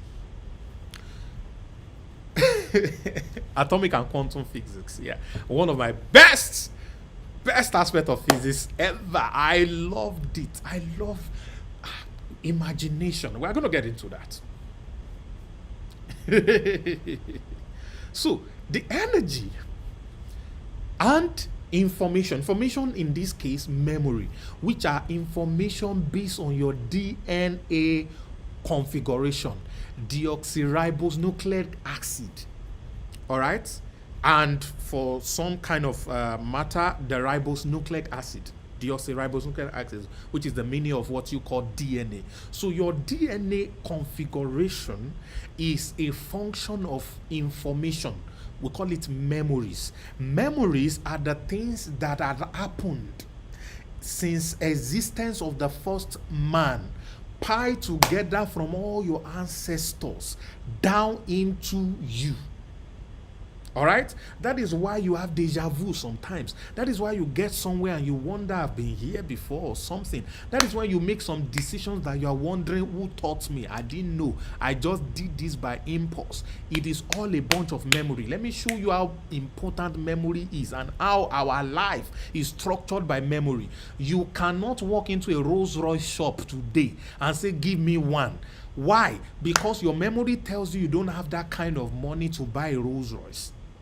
But you can walk into a KFC or a restaurant somewhere and say, give me 2 chicken, give me that, because you know you have money in your card or your bank account that can do that. It is called by Christian faith. It's the currency that buys everything we need. When you think you don't have it, you don't even go after it. But when you think you have it, you go after it.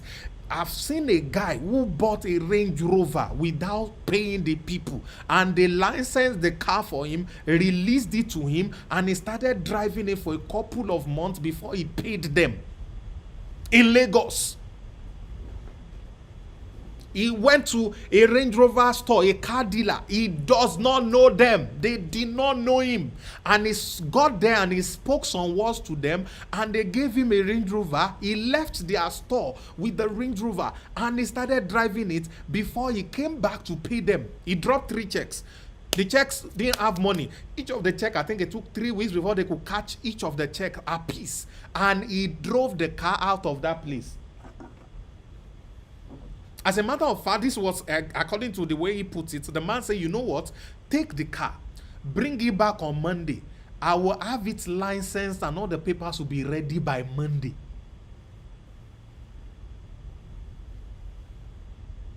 Faith. That's what they call it in the Christendom. All right? But I call it memories. How did David defeat Goliath? Because of memories of how he killed the bear, how he killed the lion. The bear might have come as a fluke or a memory that had come from his ancestry that gave him some strength he never knew he had, defeated the bear. When the lion came, he said, I just killed bear. You, oh yeah, so let me show you power. Killed the lion. And then said, his confidence level rises. His memory updated. When he now saw a giant man, he said, this one is so large, I cannot miss if I fire this thing. He fired him, pass, and Goliath, the giant, fell down. Goliath fell down because he had memories. You only buy things that your memory tells you have capacity for. So every human being is a combination of energy and memory in our subatomic level. Every materials that is already made, refined, reshaped. A car is a combination of raw materials reconfigured by man. That's why we have car. No be so? A house is a combination of raw materials rearranged by man to become a house and its interior. Is that not so? Everything else you want, an airplane is bunch of raw material arranged by human being. So at the subatomic level of every physical material things you are killing yourself or dying to have is this simple thing called energy and information or memories. So everything revolving around this is the same. So equation one is every human experience is energy. Every human being themselves and material things are all energies and information. And there is one major law in science. It's called the law of conservation of energy. Energy can never be created nor destroyed, but changes from one form to another. Who remember that law?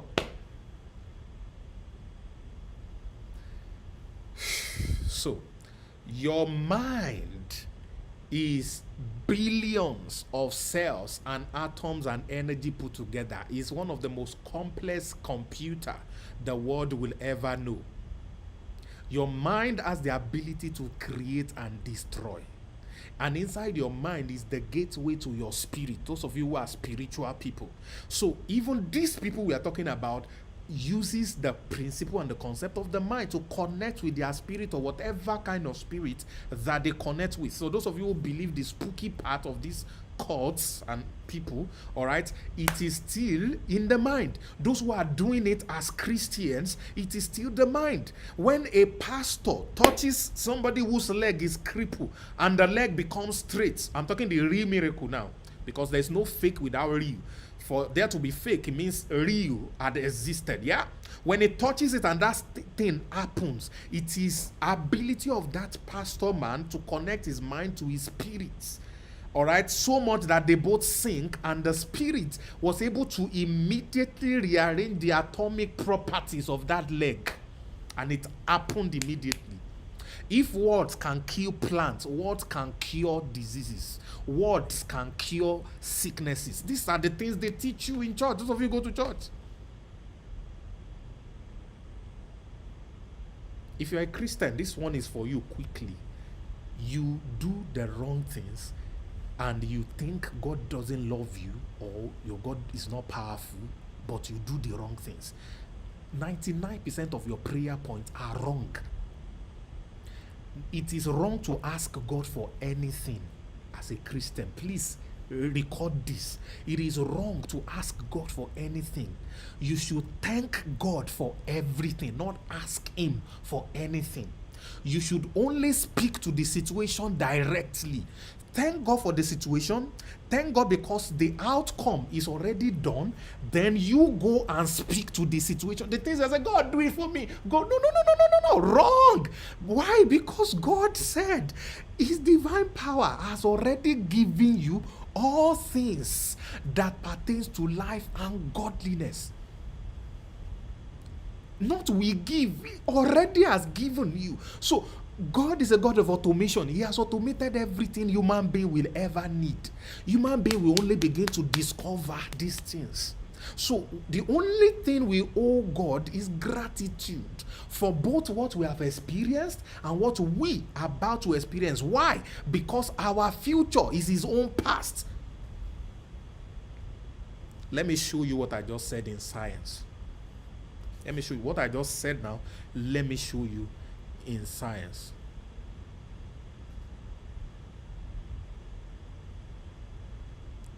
Let me show you what I just said in science.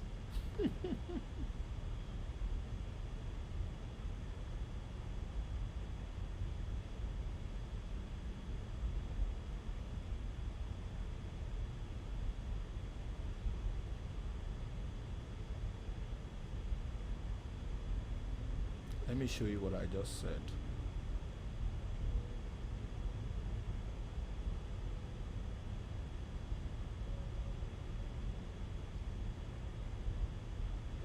Okay.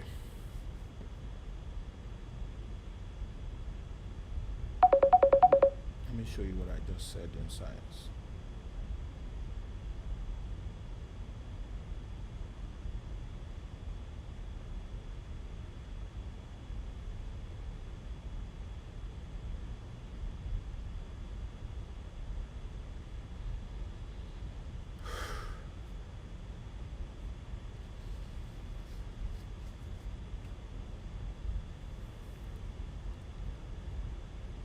The earth that we occupy right now is the third planet in the solar system. All of you know that, right? Solar system is supposed to have 9 planets, but now they said maybe it's 8, maybe the other one is really not a planet. And then these 9 planets, our solar system is part of the other billions of stars in our galaxy called Milky Way galaxy. Yeah. So the Milky Way is a galaxy that contains billions of stars. All of these stars are bigger than our planet. All of them. Our sun is a star. All right. I think it's a red giant or something. I can't really remember the category the sun is placed now. So the sun is not the center of the universe. I mean, it's so tiny. Now, Milky Way that contains billions of stars, one of which is our solar system. Huh?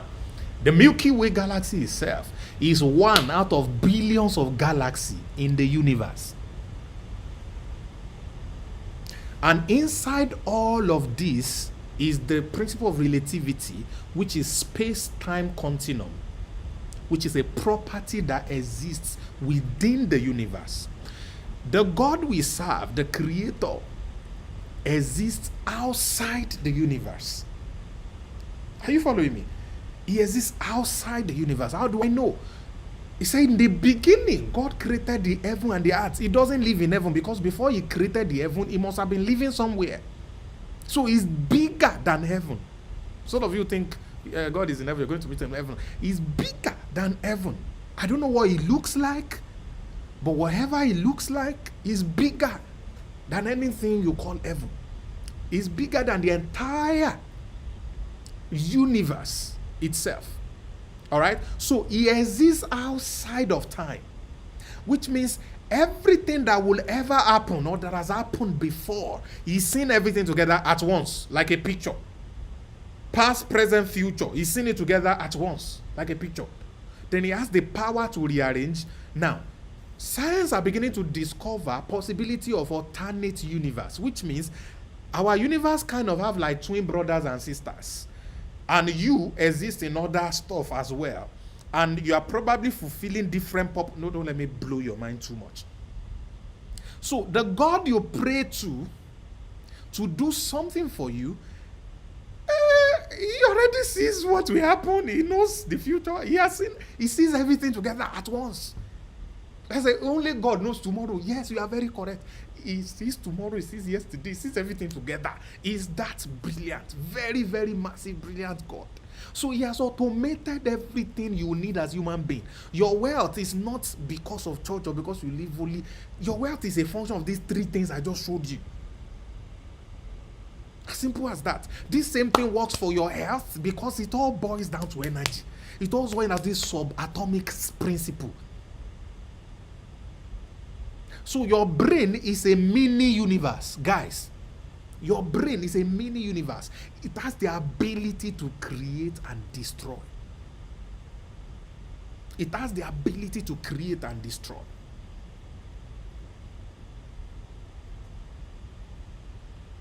It has the ability to create and destroy. So when you fill your mind with thoughts, it means you allow waves of energy to stay and get processed in your mind. Then the more it's processed in your mind, it will manifest in its twin brother, your words. Now these two create the energy that shapes your reality. Let me blow your mind. How many of you are Chelsea fans?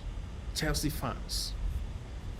For you to know what I'm talking about works for almost anything. I say almost anything, works for everything.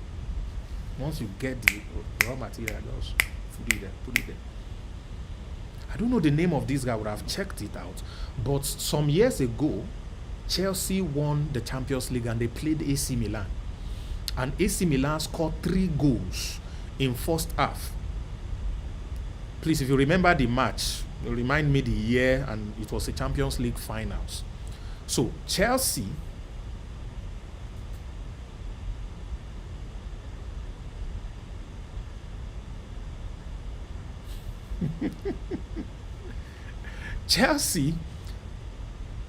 Now resume in second half and score the first goal, score the second goal, score the third goal, score, and then I think they played penalty and then they won. They won the Champions League. Just very similar to what happened between Nigeria and Brazil in 1996 Olympics. Yeah. So Liverpool won the Champions League. Now that was 2005. Yeah, was it 2005? So the coach of Liverpool was asked by his wife, was interviewed by the wife of the coach was interviewed, and then they were like, how did it happen, how did he win, and all of that. It was Liverpool versus AC Milan, and Liverpool won that particular year. I can't remember the name of the coach though. So they asked the wife in an interview, and the wife said something very powerful. He said since he knew the husband, and the husband became a football coach, he had always said every day, before I turn 50, I will win the Champions League. Before I turn 50, I will win the Champions League. Before I turn 50, I will win the Champions League. They won the Champions League 2 weeks before his 50th birthday.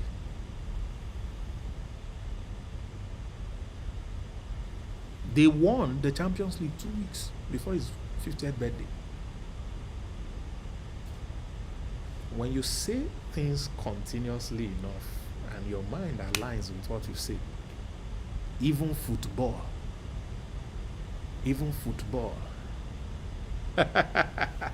thank you, 2005 UEFA Champions League, even football obey everything. So these are the 3 secrets. 1, just do it. Obey. Rafael Benitez, yeah. Obey. Number 2, your word, your vocabulary is the things you say. They are your realities. Then your mind is the seats of energy. Now here is the point I'm trying to make. You can decide what to think. It is called imagination. So you can decide, I want my life to have this. I want this one in my life to become like this. Oh, I have children that are not hearing word. I want them to be hearing word. Hey.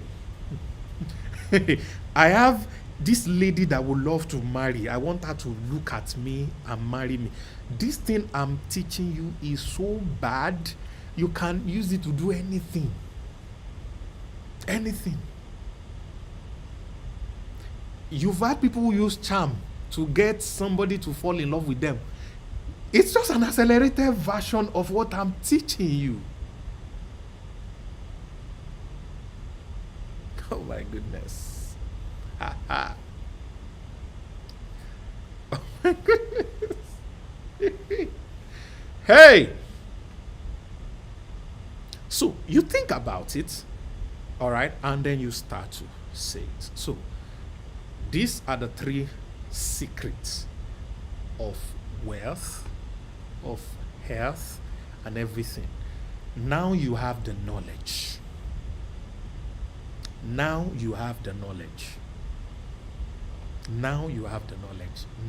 I'm about to teach you the understanding.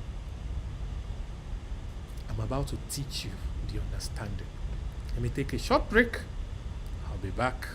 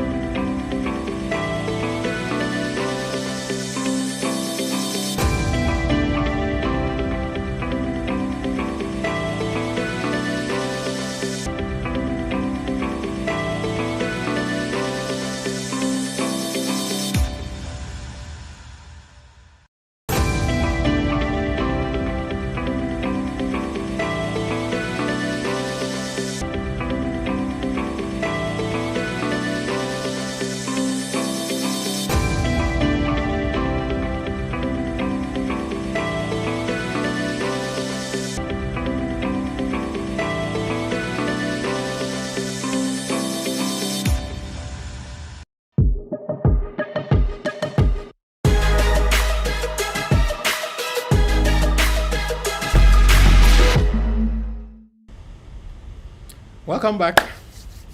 Welcome back to the final segment of this very impromptu training and book, because we're definitely going to turn this into a book. Definitely going to turn this into a book.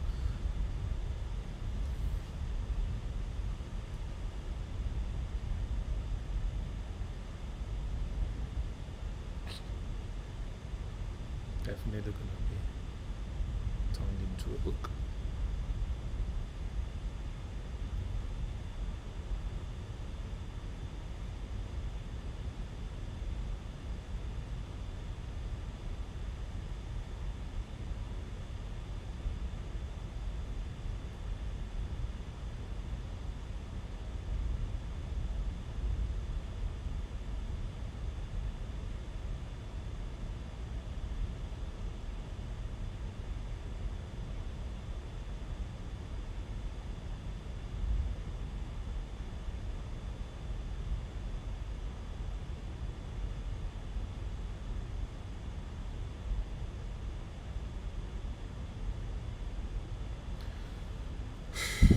Okay.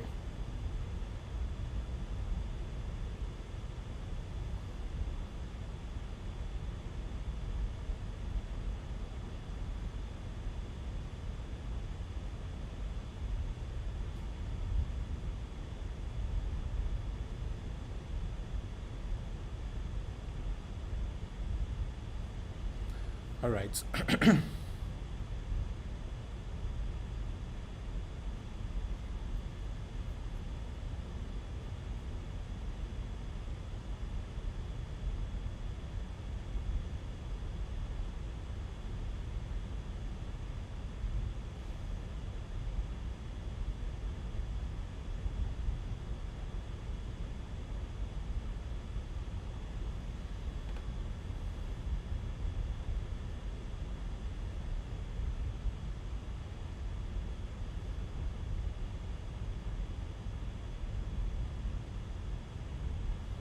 Okay.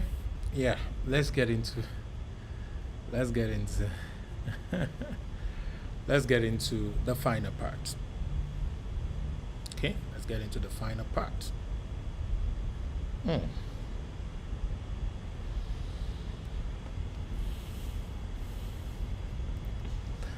All right. So I'm about to give you. Yeah, you people should come and pay for this final part. Yeah, come and pay. Come and pay.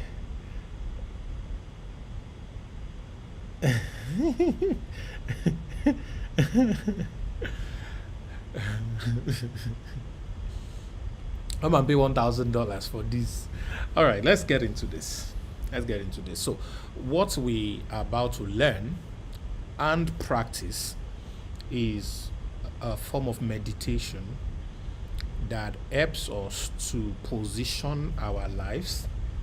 All right, it helps us to position our lives.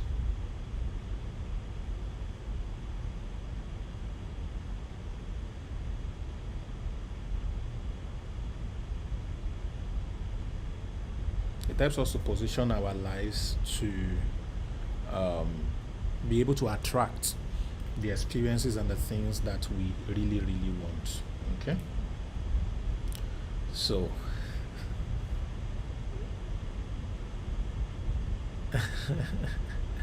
so that is what we are about to learn. So it's a meditation that you have to do every day until the things you do it about start to happen. All right, until they start to you start to experience them, and then I'm going to teach you how to do it, why you should do it. Excuse me. Then I'm going to teach you how to identify things that are going to begin to happen as a result of these things.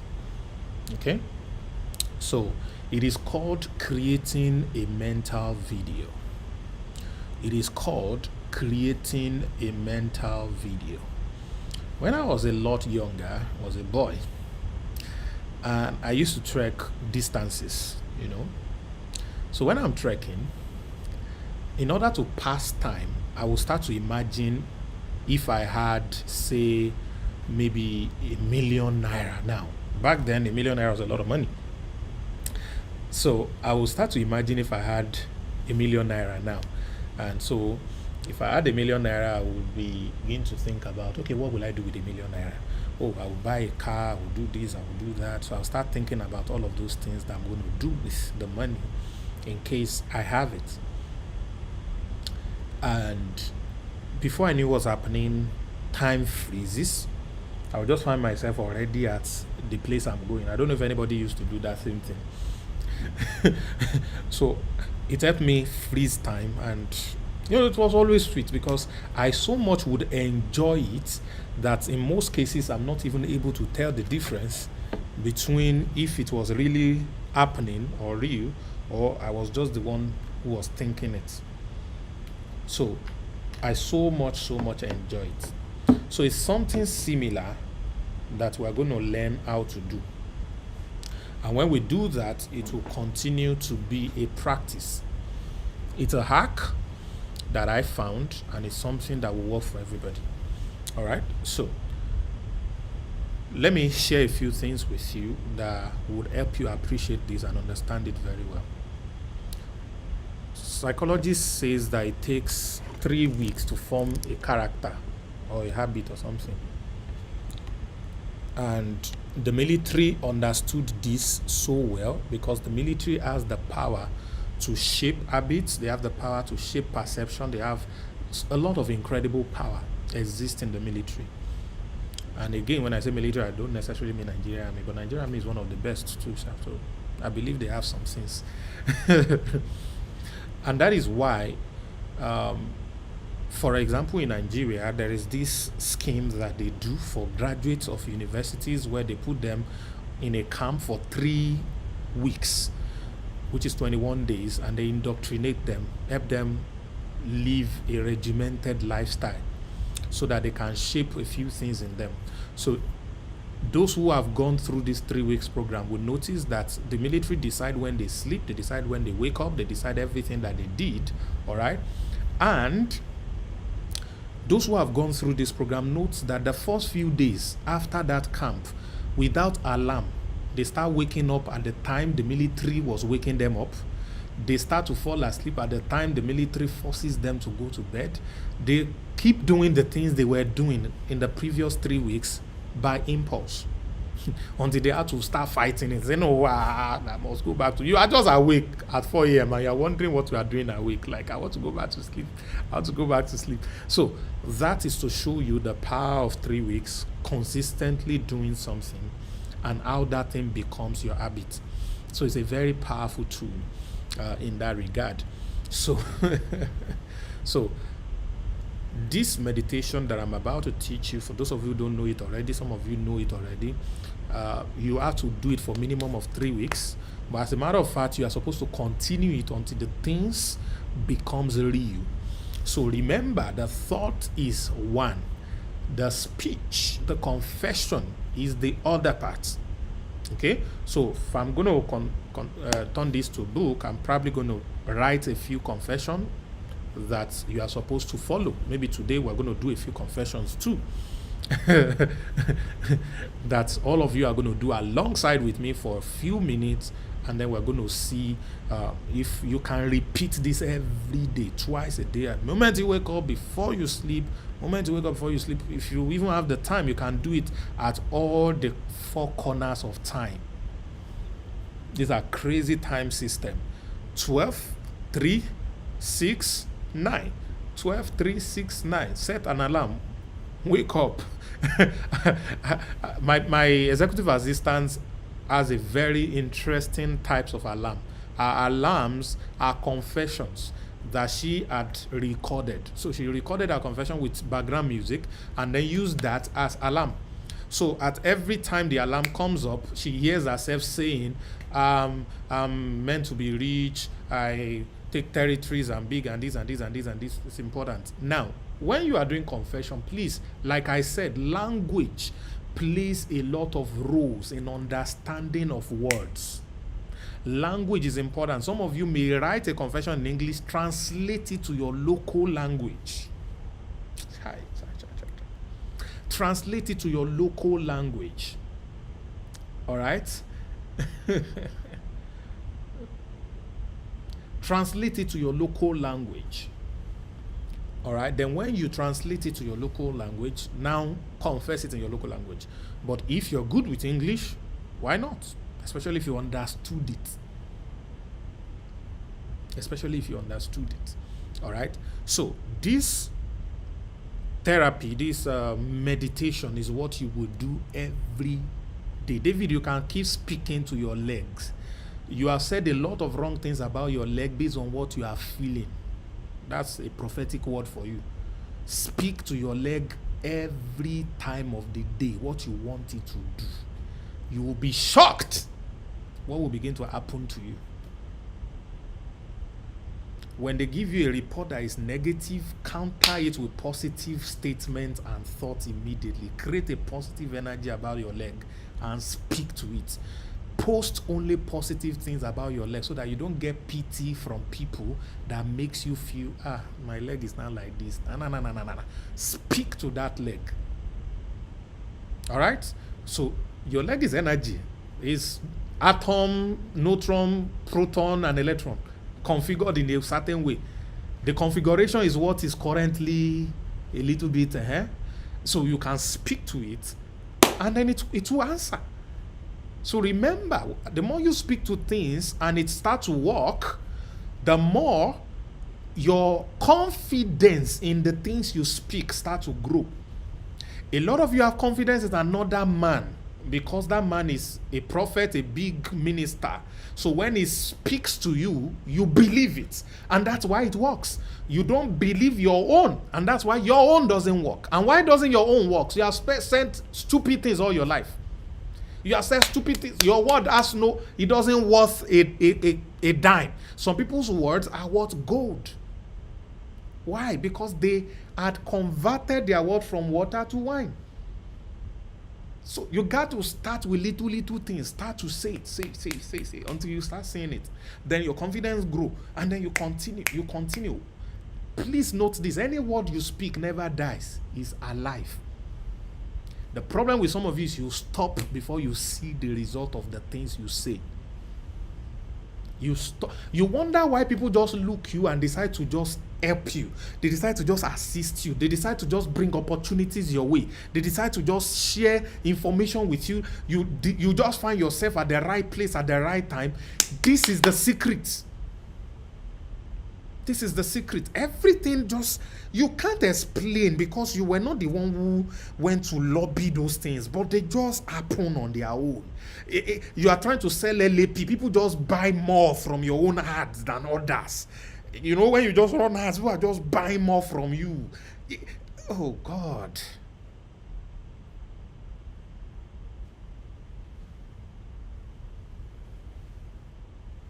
Are you getting value? Put Mata Bata in the chat. Massive. Massive.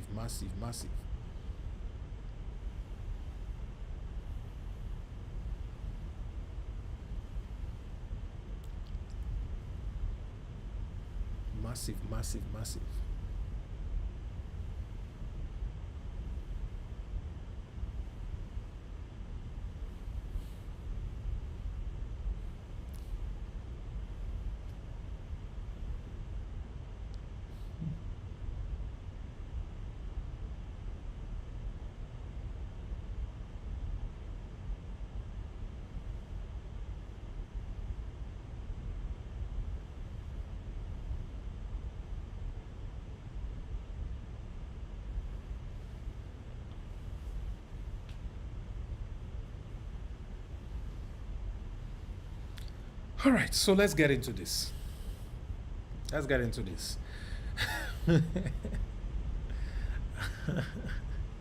All right, so what we do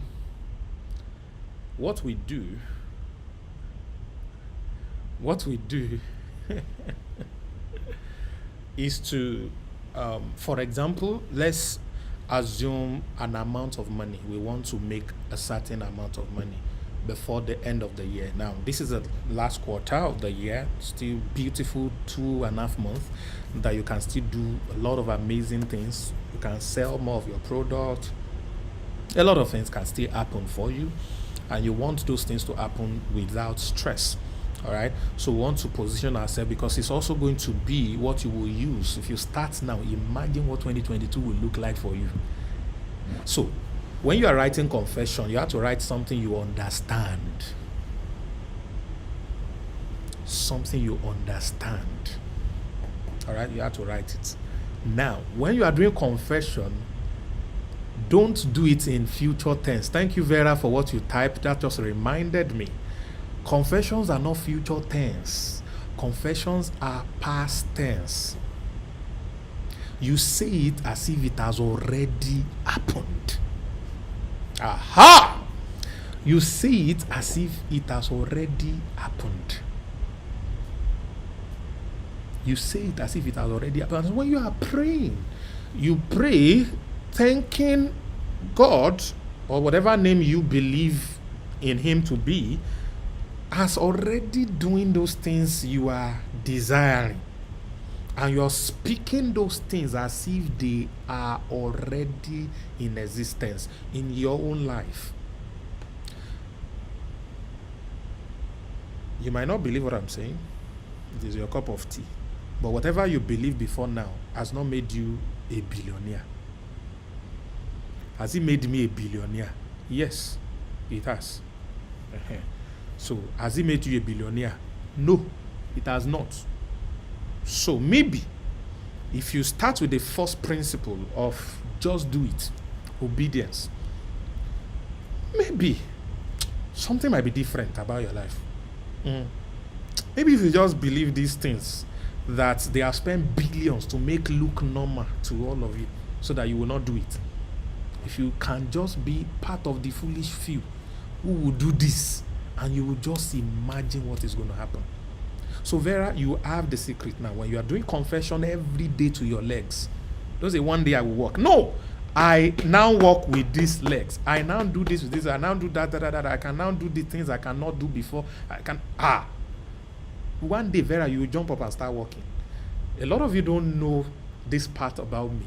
When I was on campus, I was a full-time minister. I do prophetic, do all of these things. And I've seen people. There was one situation that happened that blew my mind. A boy asked us to come pray for his mother. The mother had arthritis and could not walk. So we got to the house. This was the first time I would pray for anybody outside campus. It's always been campus people. So we got to the house and we had not started praying. I was telling this woman the story of a particular woman written in the Bible. They call her the woman with the issue of blood, that said, if only I can touch the cloth of Jesus, I would be healed. That's what she kept saying. And when she touched it, she got healed. Jesus did not pray for her. Jesus did not even see her. Nothing like that happened. But she said it so much that it happened to her instantly. These are not religious stuff. I'm telling you what these people do. Gosh, I'm telling you what these people do. So I was telling this story, and this woman jumped up and started walking. Right there and then. All of us, myself and all the boys that we carried to go and pray, we were shedding tears. So then we stood up, started firing tongues and all of that. Instant healing. She stood by herself. Nobody prayed for her. Because faith comes by hearing, and hearing what? So I've been speaking to you for almost 3 hours. You have heard. Your faith is grown. So now you got to now start to practice. All right. So let's put that aside. So what's the meditation that I want you to do? I want you to, it's going to be 2 things, and I'm going to show you what you need to start to pay attention to and what will begin to happen. All right. So the first thing is to create a mental video of the things we will do with this amount of money we intend to make before the end of the year. So this is an example. There is an amount of money you want to make before the end of the year. All right. So you have to Identify this amount of money, all right, and most importantly, write the things you would like to do with this money, because you necessarily have limited opportunity to attach emotion to amount of money, but you can attach emotion to what you will do with the amount of money, or what you would like to do with the amount of money. All right, so you can easily attach emotion to those ones, so you can build based on that. All right, you can build based on that. It's very, very important. It's very, very, very important. All right, so the meditation we are going to be creating is to create a mental video. All right, and this mental video is us thinking about the things we will do with the money, which is the experiences of our lives. Whatever you want to buy, what you want to pay for, what you want to do, places you want to travel to, experiences you want to have, all of these things, you got to think about it. All right, you got to think about it. Before we go into that, if you have gained anything from all I've said, tomorrow night, all right, I think about this time, 10 p.m., yeah? Tomorrow night, 10 p.m., I'll be live again on YouTube, most likely also on Facebook, all right? And I'm hosting a very, very powerful lady, my friend and sister, Sarah, all the way from Texas, USA. And we're going to be talking about how to build an empire online through funnels. It's going to be massive. Please make sure you attend. It's going to be 2 hours you will never forget. All right? Make sure you attend, and not just you, invite as many people as possible. We are giving all of these things free so that people will not have excuses. All right?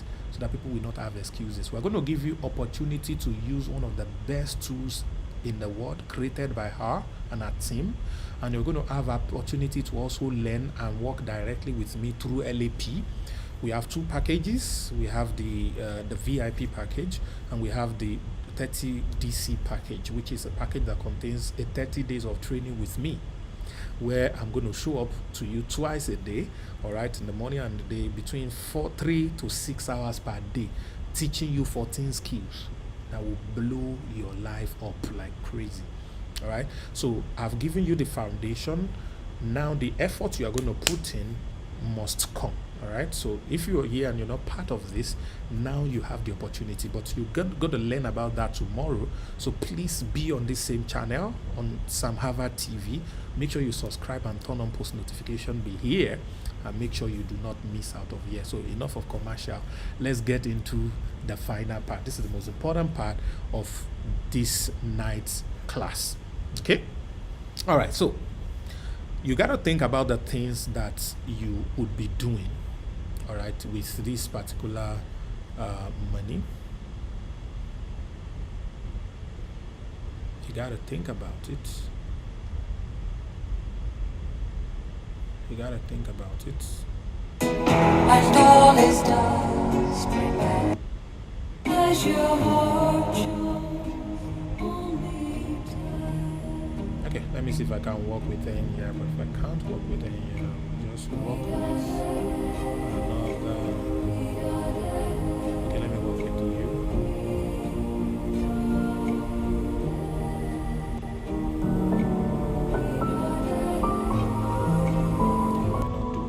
Let me work with you. Okay, fantastic. Can you hear my background music?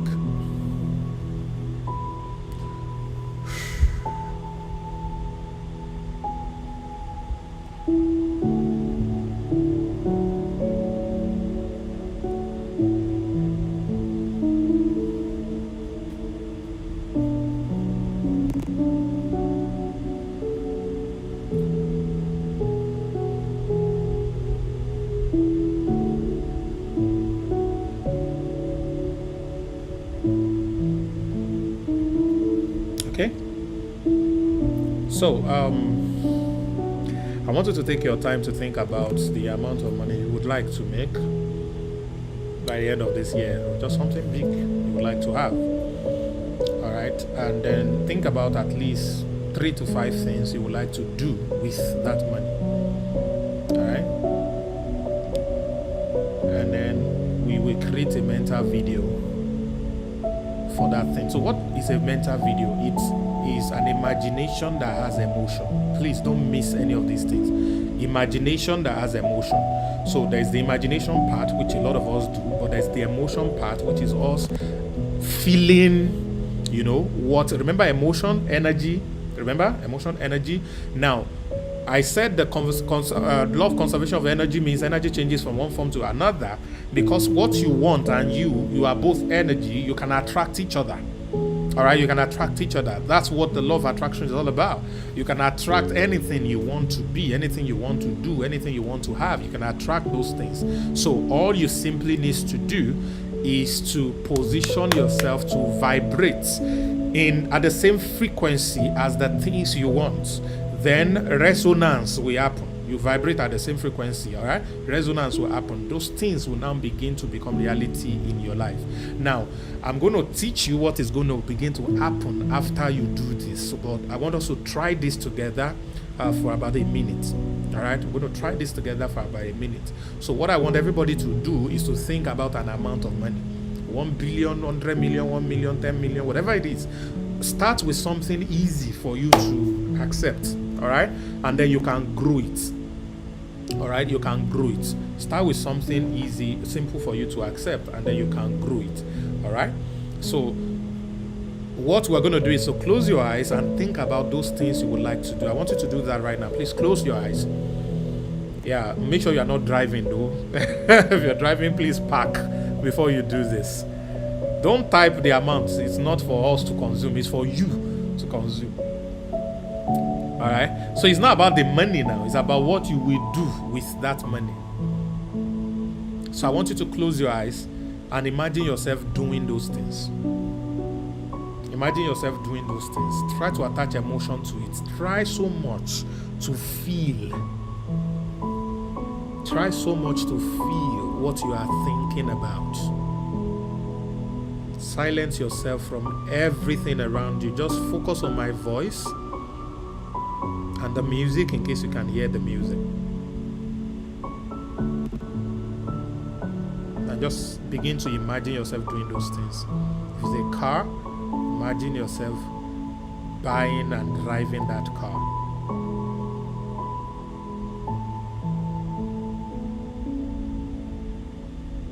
Attach emotions to it. Feel the AC, the car. If it's a house, enter the house. Feel the color, feel the texture. Try to quickly cook noodles in your house. Whatever it is you want. Imagine your first speech as the president of your country, whatever it is you want. Just begin to attach emotions to it and think about. Close your eyes. Absent yourself from any physical stuff right now. Merging it. Beautiful.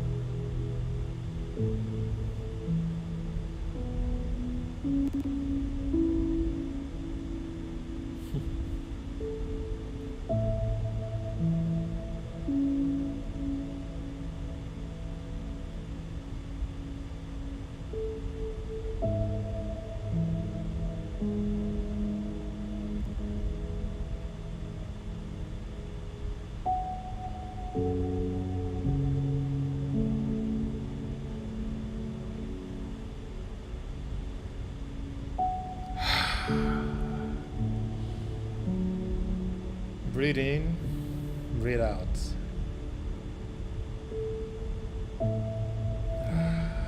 Yes. Beautiful. Beautiful.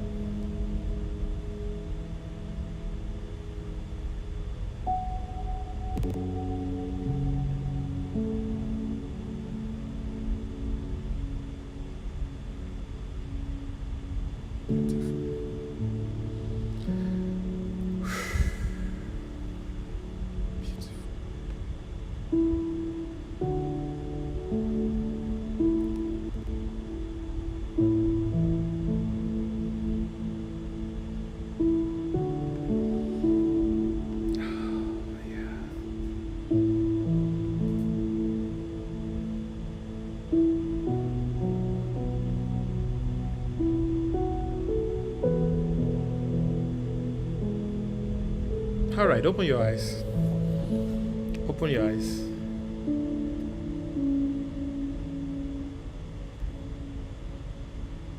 Open your eyes. How was it? How was the experience? Let me get you out of that a little bit. How was the experience? How was the experience? So, what I want you to do is to set 2 or 3 alarms, depending on your day. But I believe every one of you have a waking moment and you have a sleeping moment. No matter how busy you have a waking moment, you have a sleeping moment. So set an alarm for your waking moment, set another alarm for your sleeping moment. And then name the alarm. And most likely put the recording of whatever the alarm is supposed to ring to say meditation time. So your waking moment, make sure your alarms always ring. And all you need is go to YouTube, probably type relaxing music for meditation, anything like that. You see different ones. Just play one. Try to be calm. Your waking moment is always going to be quiet, but most likely a lot of you wake up early in the morning. Your sleeping moment is most likely also going to be quiet because a lot of people are probably asleep. So you need some of this music to help you appreciate your emotions more. All right? Then you want to create, because what you are creating is a bunch of memories. You're creating a bunch of memories of yourself driving the car, of yourself living in the house, until your mind accepts that that is your reality. Then I will tell you what will start to happen. All right, so you want to set the alarms so that you will do this consistently. So take your time after this course, write what you want, the amount of money, and write all the things you intend to do with the money. All right, then you pick it, each of them, and take time. It can take 5 minutes, it can take 10 minutes, depending on the time you have. Minimum 1 minute. And just imagine yourself doing it and attach emotion to it. Some of you will have to shout while you are doing it. Some of you will have to dance while you are doing it. You do something crazy. It doesn't matter.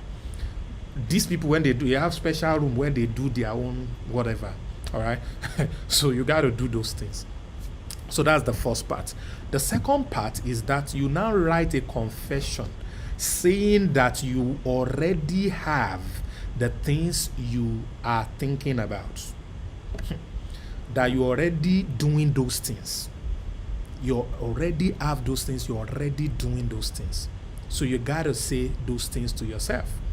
All right? You got to confess it every day. So you write your confession. I'm going to create some kind of confession for us. I didn't have anything written, but I'm just going to say them as they come to my mind very soon. Now, what is going to begin to happen to you? Please listen to this. You're going to activate what we call a personal recognition system. PRS. Personal recognition system. Personal recognition system will be activated, which means the things you are speaking and thinking and meditating about, you will begin to recognize it around you. If it is money, the money is not going to be created. The money exists in the pocket of a lot of people. Remember, they gather the water, which is effort of many, contributions of many, input of many, put it into the vessel, then they draw out wine. Better wine than any other wine anywhere. All right? So that is what will begin to happen. People will begin to bring opportunities your way. How did I move from homeless that year to having over 27 million? Very simple. When I stumbled into this, opportunities started to come. Somebody told me about a program. I said no to him. Another person did not tell me about the same program, but brought a job for me to do for the owners of the program. The same program I said no to. So while I accepted the job, of course, while I was working on the job, wisdom said to me that, why don't you do this thing? And I looked at it. I said, their logo is bad. Let me help them redo the logo. I did the logo. I charged them high. They paid. Really? So I told the person who gave me the job, it was a video I was supposed to make for them. The person said to me that you must register on this program. I said, somebody had told me before I'm not doing. He said, no, don't worry. I will register you with my own money as part of thank you for making the video for me. So he registered. And after he registered, I called back the first person that told me. I said, Komos, looks like that thing you said. I'm interested in the business. And that was how I jumped in. And that business, in 3 months of doing it, I made my first million and a couple of more millions. But by the 6th month of running that business, not even up to 6 months, about 4 or 5 months of running that business, 25 people became millionaires through me under the same opportunity. Under the same opportunity. So opportunities will start coming your way. Information will start reaching you. You will start to recognize things that are always been around you that you do not know could give you money. People will begin to happen to you, begin to talk to you, people will speak to you. You begin to see things differently. Why? Because you have created the atmosphere that will make these things work for you. Don't doubt if your ads will work or not work. Speak to the ad. Sit and meditate on the ads, on the conversion you want, and go out there and do it. You'll be shocked. You'll be shocked. This is number one juju reloaded, or number one anointing reloaded, or number one whatever you call it. Everything is the same. They are all the same. If you're a Christian here, give thanks for all the things that you are thinking and you have written has already happened. Just give thanks. Next time you go to your church and they say, Father, every enemy from my father's house, what are you waiting for? Die. While you are praying, while they are praying, die, you be saying, Father, thank you, because my life is above the attack of any principalities or power. Because you said in your word that this and this and this and this and this. If you don't know any Bible, let me just dash you one. He that sits in the secret place of the Most High shall abide under the shadow of the Almighty, and no weapon formed against me shall prosper. Thank you, because you have written that, and your word are yes and amen. They never fail. Hence, no evil can befall me, neither shall any plague come nigh my dwelling. Thank you, because my life is progressive. Thank you, because my business has made a lot of money. Thank you, because my business is now doing giveaway. Thank you, because this and the rest are saying, Father, send money. Father, send. You will see the difference in your life and theirs. Why? Your own mind will be open to ideas, will be open to opportunities. You will begin to find your own self, your own life at the right place at the right time. Things will begin to happen for you. You will recognize opportunities, while they will remain there for the next 25 years shouting. So how does this work? Good example that I always give was my first car. I'd never seen the car before, went to a car dealer in Lagos, and then we're looking for a Benz. There's this very CLS 500. I don't know if anybody knows that car. It's a Benz. It's a saloon Benz. That car is one of the best type of Benz that I've ever seen, really. So that's what I wanted, but we'll go to Tinkan and we couldn't find that Benz. The only person that said he has one Tokumbo, one used that. I've got angry with the person that was even telling me, this is what I wanted. So we went there, and whilst we were looking for that Benz, we couldn't find it. We saw this Lexus car, wine color. I'd never seen it before in my life. It was so unique. I sat inside. The guy said, one day, this car is your own. This car, it fits you very well. I said, this guy, I was smiling. He said, hi. The guy was just hyping me. Oh my God. He now did something that finished me. He just turned on the AC, put a CD, turned on the speaker. When I started to feel the bass, din, din, din, and the AC touched me, the smell of the new car now, hey, I said, my friends, the people we went together, an uncle, a friend, and all that, they were saying, in my mind, I said, if I hear I leave this place without this car, if I hear that I leave this place without this car, I was in love with the car. I connected. There was an emotional connection. Then it activates the personal recognition system about that car for me. So whatever it is you want, you can also have that emotional connection. That click needs to happen. with your emotion, because that guy hyped my emotion about the car by making me feel the AC, making me hear the sound system. That's why I always teach my students, go to places where they sell the car of your dream, dress well. Go with 1 or 2 people, they will look like bodyguard or PA. Let them dress well. Go there. They will allow you to even test drive in some cases. At least they will open it for you, sit down on a feed the AC too and start to do your confession inside. I drive home this car. This car is mine. Wind up so that the owner will not hear you. You do your stuff about the car. It's crazy. Go to the house of your dream. Call the real estate agent. Say you want to do inspection. Enter, cook noodles in that house. Feel it. Snap picture. Do this is my house. This is my sitting room. This is my whatever. You know, the agents will be smiling, but they don't know what you are doing, ladies and gentlemen. They don't know what you are doing. So that connection creates personality. So when we got back to the city I was living then, which was Oshogbo, remember I'd never seen this car before, but I just bought it. We got in late in the night. The next morning, I saw about 3 different color of the car that I've never seen before. In 1 week, I saw the color of the car in Oshogbo, not Lagos. So it means that the moment I had that connection, I start to recognize that car everywhere.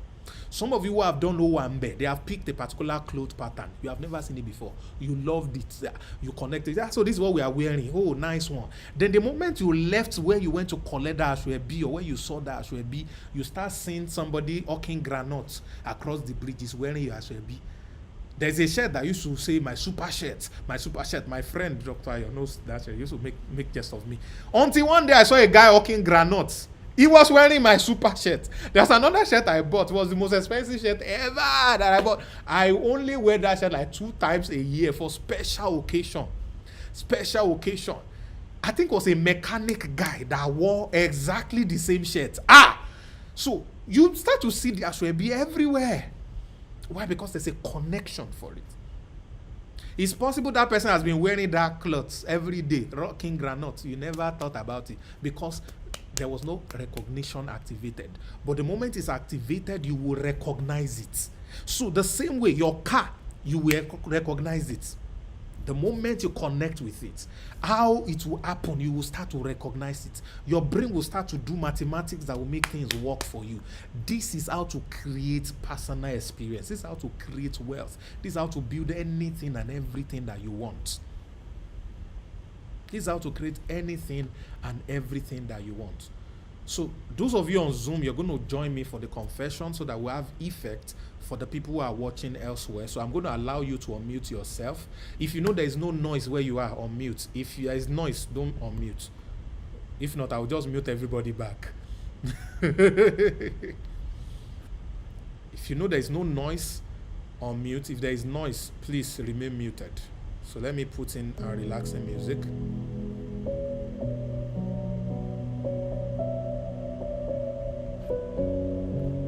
Okay, fantastic. So whatever I say, you say it after me. Everybody say it after me as well, so that they will be able to follow this. And we want to do this about wealth. Remember, this is about the secret of wealth.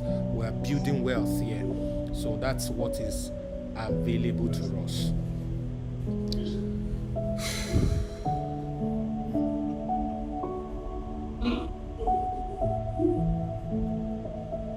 So let's do this. Say it after me. My name is Sam Harvard.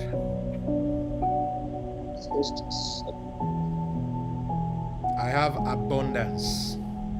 I have abundance. I have abundance. I have no lack. I have no lack. All my I needs have no lack. are met. All my needs are met. All my needs are met. I have more than what I need. All my needs I are have met. more than what I need. I have more than what I need. I give to people freely. I give to people freely. I give. I don't chase money.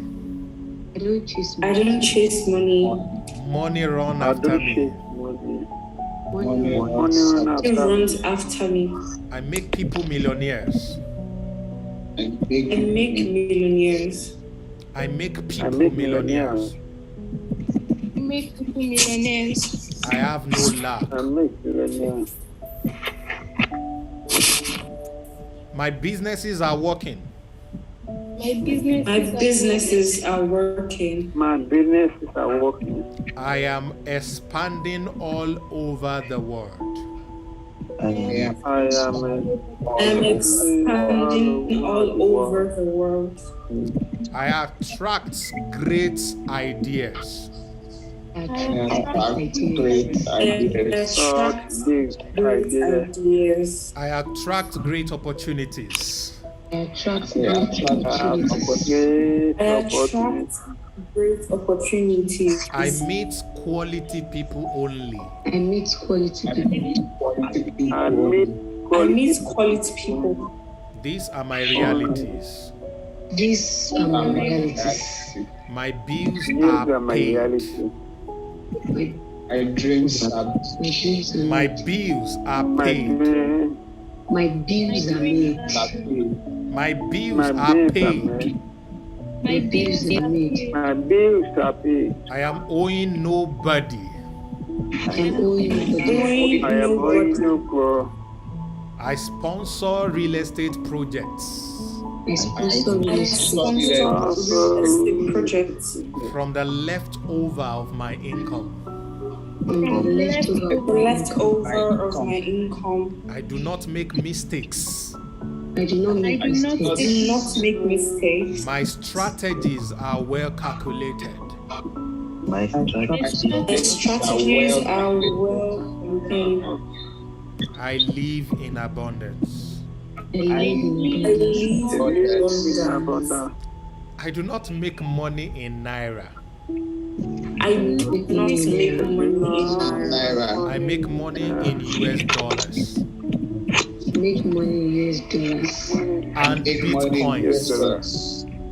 Make money in pounds.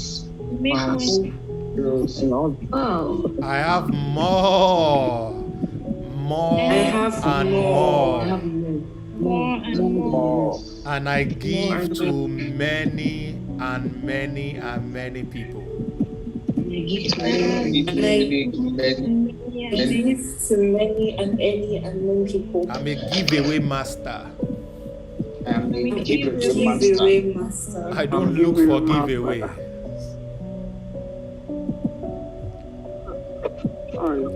I give to people. I give I give to people. This is my reality. This is my reality. This is who I am. This is who I am. My name is Sam Harvard. my name. It's Princess Lauren. Thank you. Thank you. Come on, make a shout, make a shout. Woo! Wow. How did that feel? Make a shout, come on. Amazing. Oh yeah, oh yeah, oh yeah, oh yeah, oh yeah, oh yeah, oh yeah, oh yeah, oh yeah.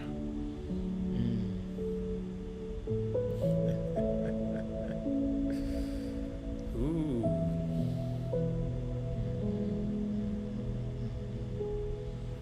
Fantastic. Fantastic. So guys, this is the deal. This is the deal. I want you to go and work on this. Set an alarm. Make this part of your life. Make this part of your life. Whatever it is you want. It doesn't have to be money. Like I said, it's not money you're going to do. It's what you will do with the money. That is what you're going to do. All right? Some of the things that you want are going to just be given to you directly. You know, they're just going to give them to you directly. So keep testing these on little things to build your confidence. And the more your confidence is built, the easier it will be for you to experience everything that you've always wanted. I want to thank you for listening to me on this short notice, for learning with me the secret of wealth. There are 3 things. 1, whatever it tells you to do it. Obedience. So later, just do it. Number 2, your words are powerful. Watch your vocabulary. Number 3, Your mind, what you think is what you see. These three, if you do it with this therapy I just gave you and this confession, write your own confession. Write it as something that is already happening or that has already happened. If you can write it in your local language, fantastic. But if you understood English more, stick to English. All right? And do that confession minimum 2 times a day. If you can do more, great. Set alarm. Do your meditation. Your meditation is close your eyes, get a relaxing music if you can. If you can't get a relaxing music, get earpiece so that you can listen to it and nothing around you disturbs you. And then think, close your eyes and just go. When you are flying, instead of wasting time, plug in a relaxing music and start to meditate all through the flight. Don't go into a flight thinking, hey, what if we fall down? What if we crash? That's thoughts. Don't allow it. All right? When a bad thought comes, this is the way to counter it. Use words. Words are more powerful than thoughts. Remember, it's the twin. So when a bad thought comes, use word to counter it. Speak that word consistently until your mind get a reset and start to think about the right things. All right? So work on it. Guard your heart with all diligence, for out of it flows the issues of life. It is very important. It is well with you. Thank you for waiting with me till this time and learning the secret of wealth. I hope with this few points of mine, I've been able to convince and not convince you that you can be anything you want to be. Anything you want to be. If you ever love anything I've done and you wonder how I do it, this is my secret, guys. This is my secret. Yes, as ideas now come, some of you will need to learn skills. Some of you will need to cultivate relationships. So all these other things needs to happen, all right, so that most of these things will work. All the things you were thinking of doing before, that whatever, that are nothing except these 3 things are practiced effectively. God bless you. Thank you very much for staying with me. This is the end of the broadcast.